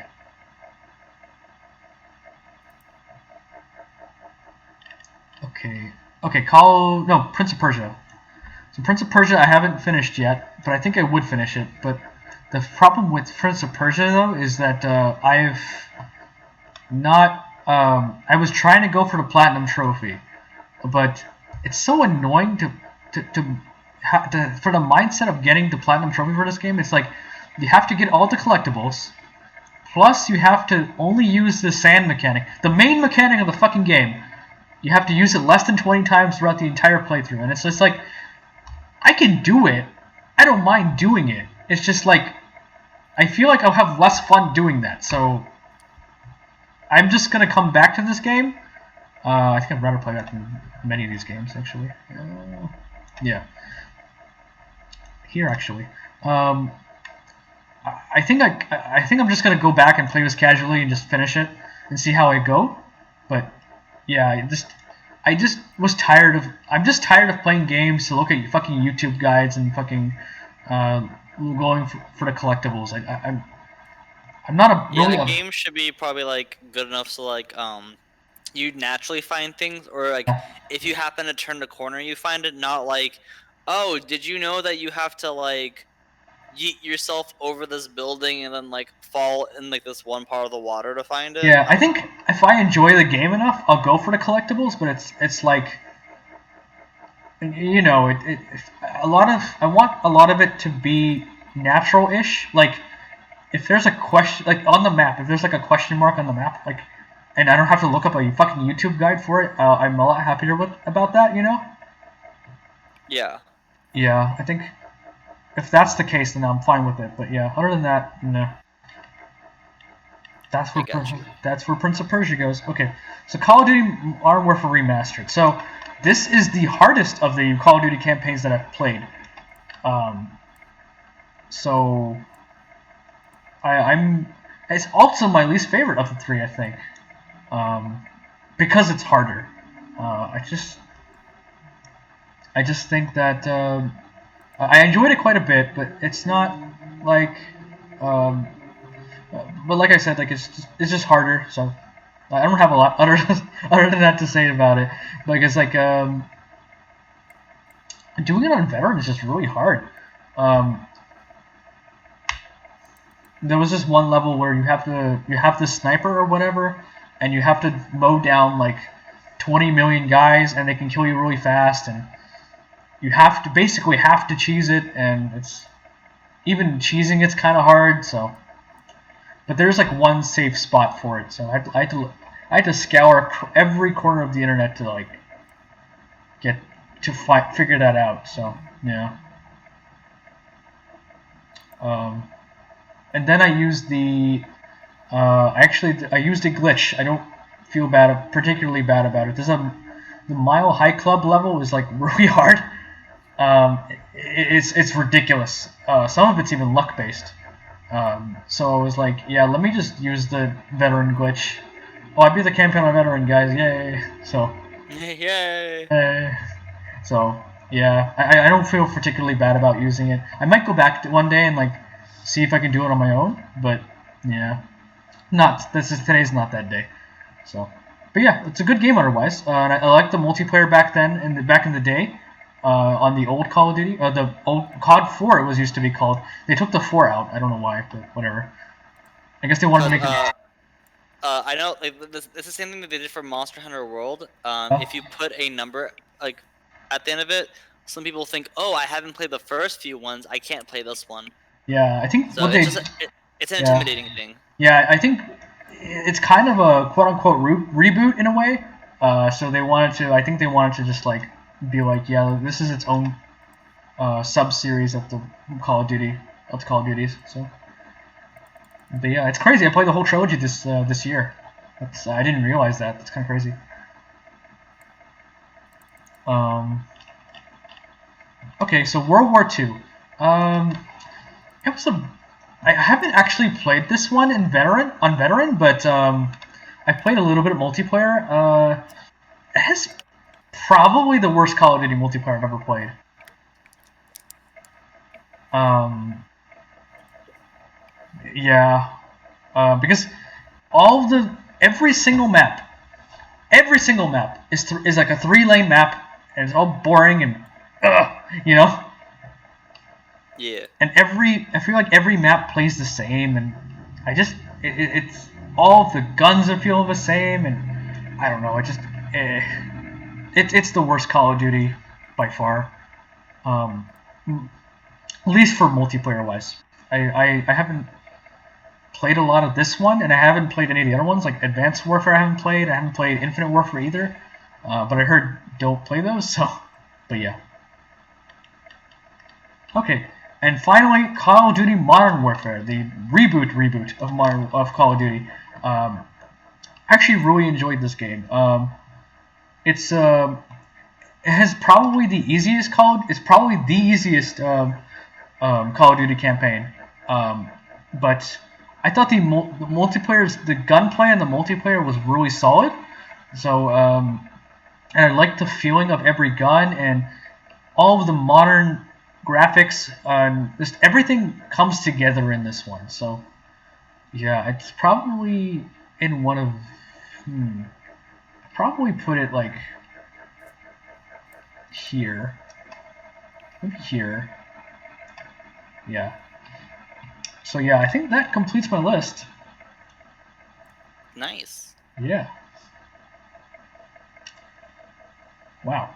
Oh, a little surprised. Only 4 games in S. S should be a small tier anyway. Yeah, should be. Should be. Okay, maybe I feel like maybe this should go here, and that should go there. It's probably true. Yeah, that's probably right. And this maybe should be a little lower. There we go. That's probably right. Is that right? I think so. Dude, this is your list. Hey, man. Asking me if this is right. Hey, man. I mean, if you ask me, Legion's Leader should be an SS, and everything else should be in. Oh, you're right. You're right. Whatever. You fucking right. Yeah. You go right the fuck here. Disclaimer: I've never played. Right the fuck here. Yep. Life. Right there. Yeah. Such a good meme. Such a good meme. Quality meme. Quality meme. Yep. So this is my list. And I don't know where these extra Ericas come, but these are also garbage tier. So whatever. Yeah, Erica and Adam's Venture Origins are easily the 2 worst games I played this year. So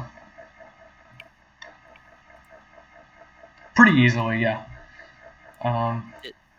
It do be like that though. It do be like that. I mean, Mega Man X. I don't know. That competes too. I hated Mega Man X. My God. Yeah. Anyway. People love that shit. Like that's some people's religion you're making fun of right I there. fucking know. That's what I'm scared of. I don't get it. Like there's some games I just don't get. Like okay, so what else don't I really get? Let's see. Sherlock fucking Holmes, Far Cry. Far Cry is so fucking boring. Oh, I wonder why Assassin's Creed 2 wasn't on this list. It should be on this list. That's weird. Oh, you played the second one? Yeah, so here, okay. I've played the second one. I thought Assassin's Creed 2 was on here. Was it really not on here? I guess not.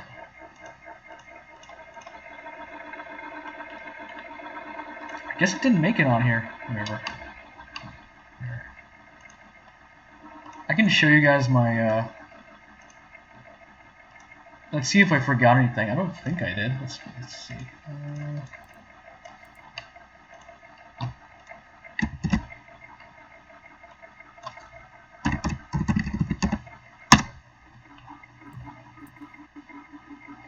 Okay, so start from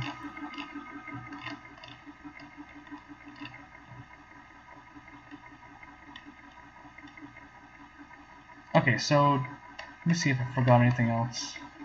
Okay, Nier Automata doesn't count. There's just there's a little shop thing you can do to get all the trophies. You can literally buy the trophies from the in-game shop. It's hilarious. Beautiful. So that doesn't count. I'm not counting that. As games should be. Yeah, exactly. As shame should be. I said as games should be. Yeah, memeing. that's what I said. You said as shame should be. I know, as games should be. You should be able to buy all the achievements from the in-game shop. Easy. Let's see. Yeah, Assassin's Creed 2. Anyway, if I was gonna put that anywhere, I'd probably put that. Oh yeah, it's games I did not finish but would not finish. I would put that here. I'd probably put that in front of Sherlock Holmes, so like right behind Mega Man. Yeah, I think that's where I put it. Yeah, like right here. Oh, hold on. There we go. Right there. Let me see if there's anything else I missed. I don't think so, though. I think we've got just about everything. Other than Animal Crossing.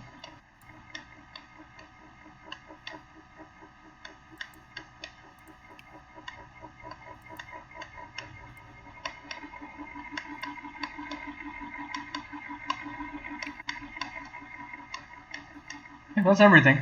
Yep, that's my list. Oh, what games do you plan on playing next year? Yeah, let's talk about that. Let's see. Make a pre-tier list of what you've heard is godlike. Okay, so here we go. Okay, so Hades is on that list for sure. So I'm playing Hades next year. That's happening. So let me actually. I'll delete all of these because I don't actually need this anymore, right? I made the tier list already.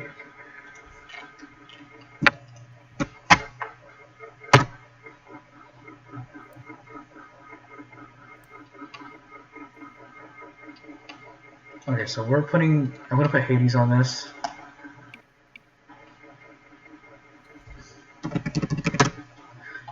Then Doom Eternal.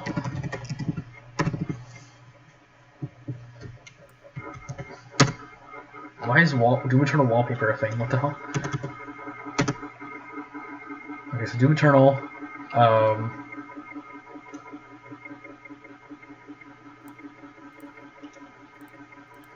And let's see, what else? Doom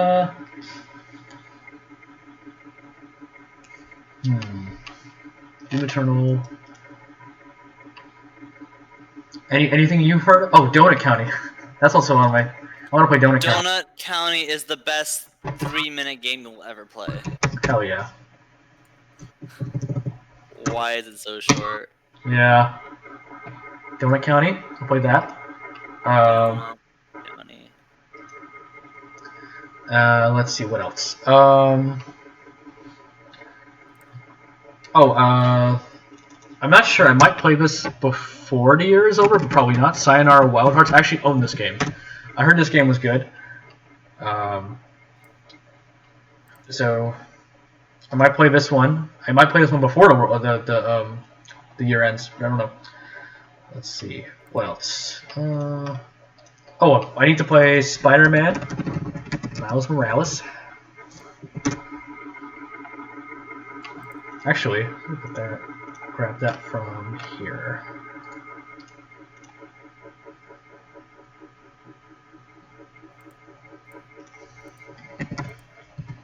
Spider-Man. What the hell?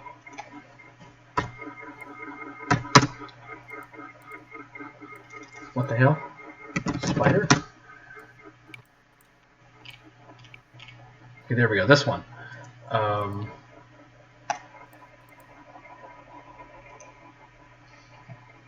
I want to play. Let's see.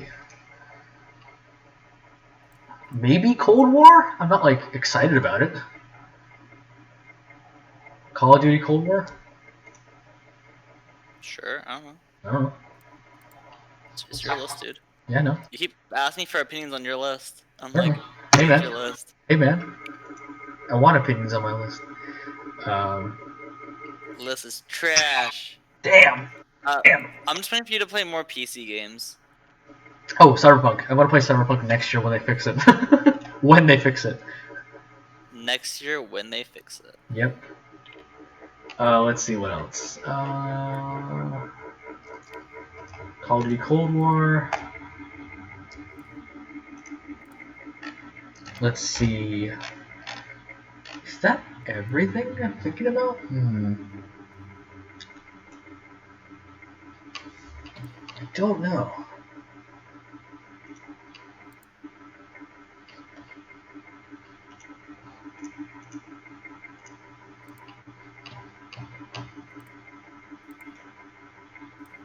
Oh, I need to play. I want to play more Neo 2. I'm gonna play more Neo 2 to get the DLC trophies. It's probably gonna be like a lot. I'm gonna play that game quite a bit. And then I'm gonna play.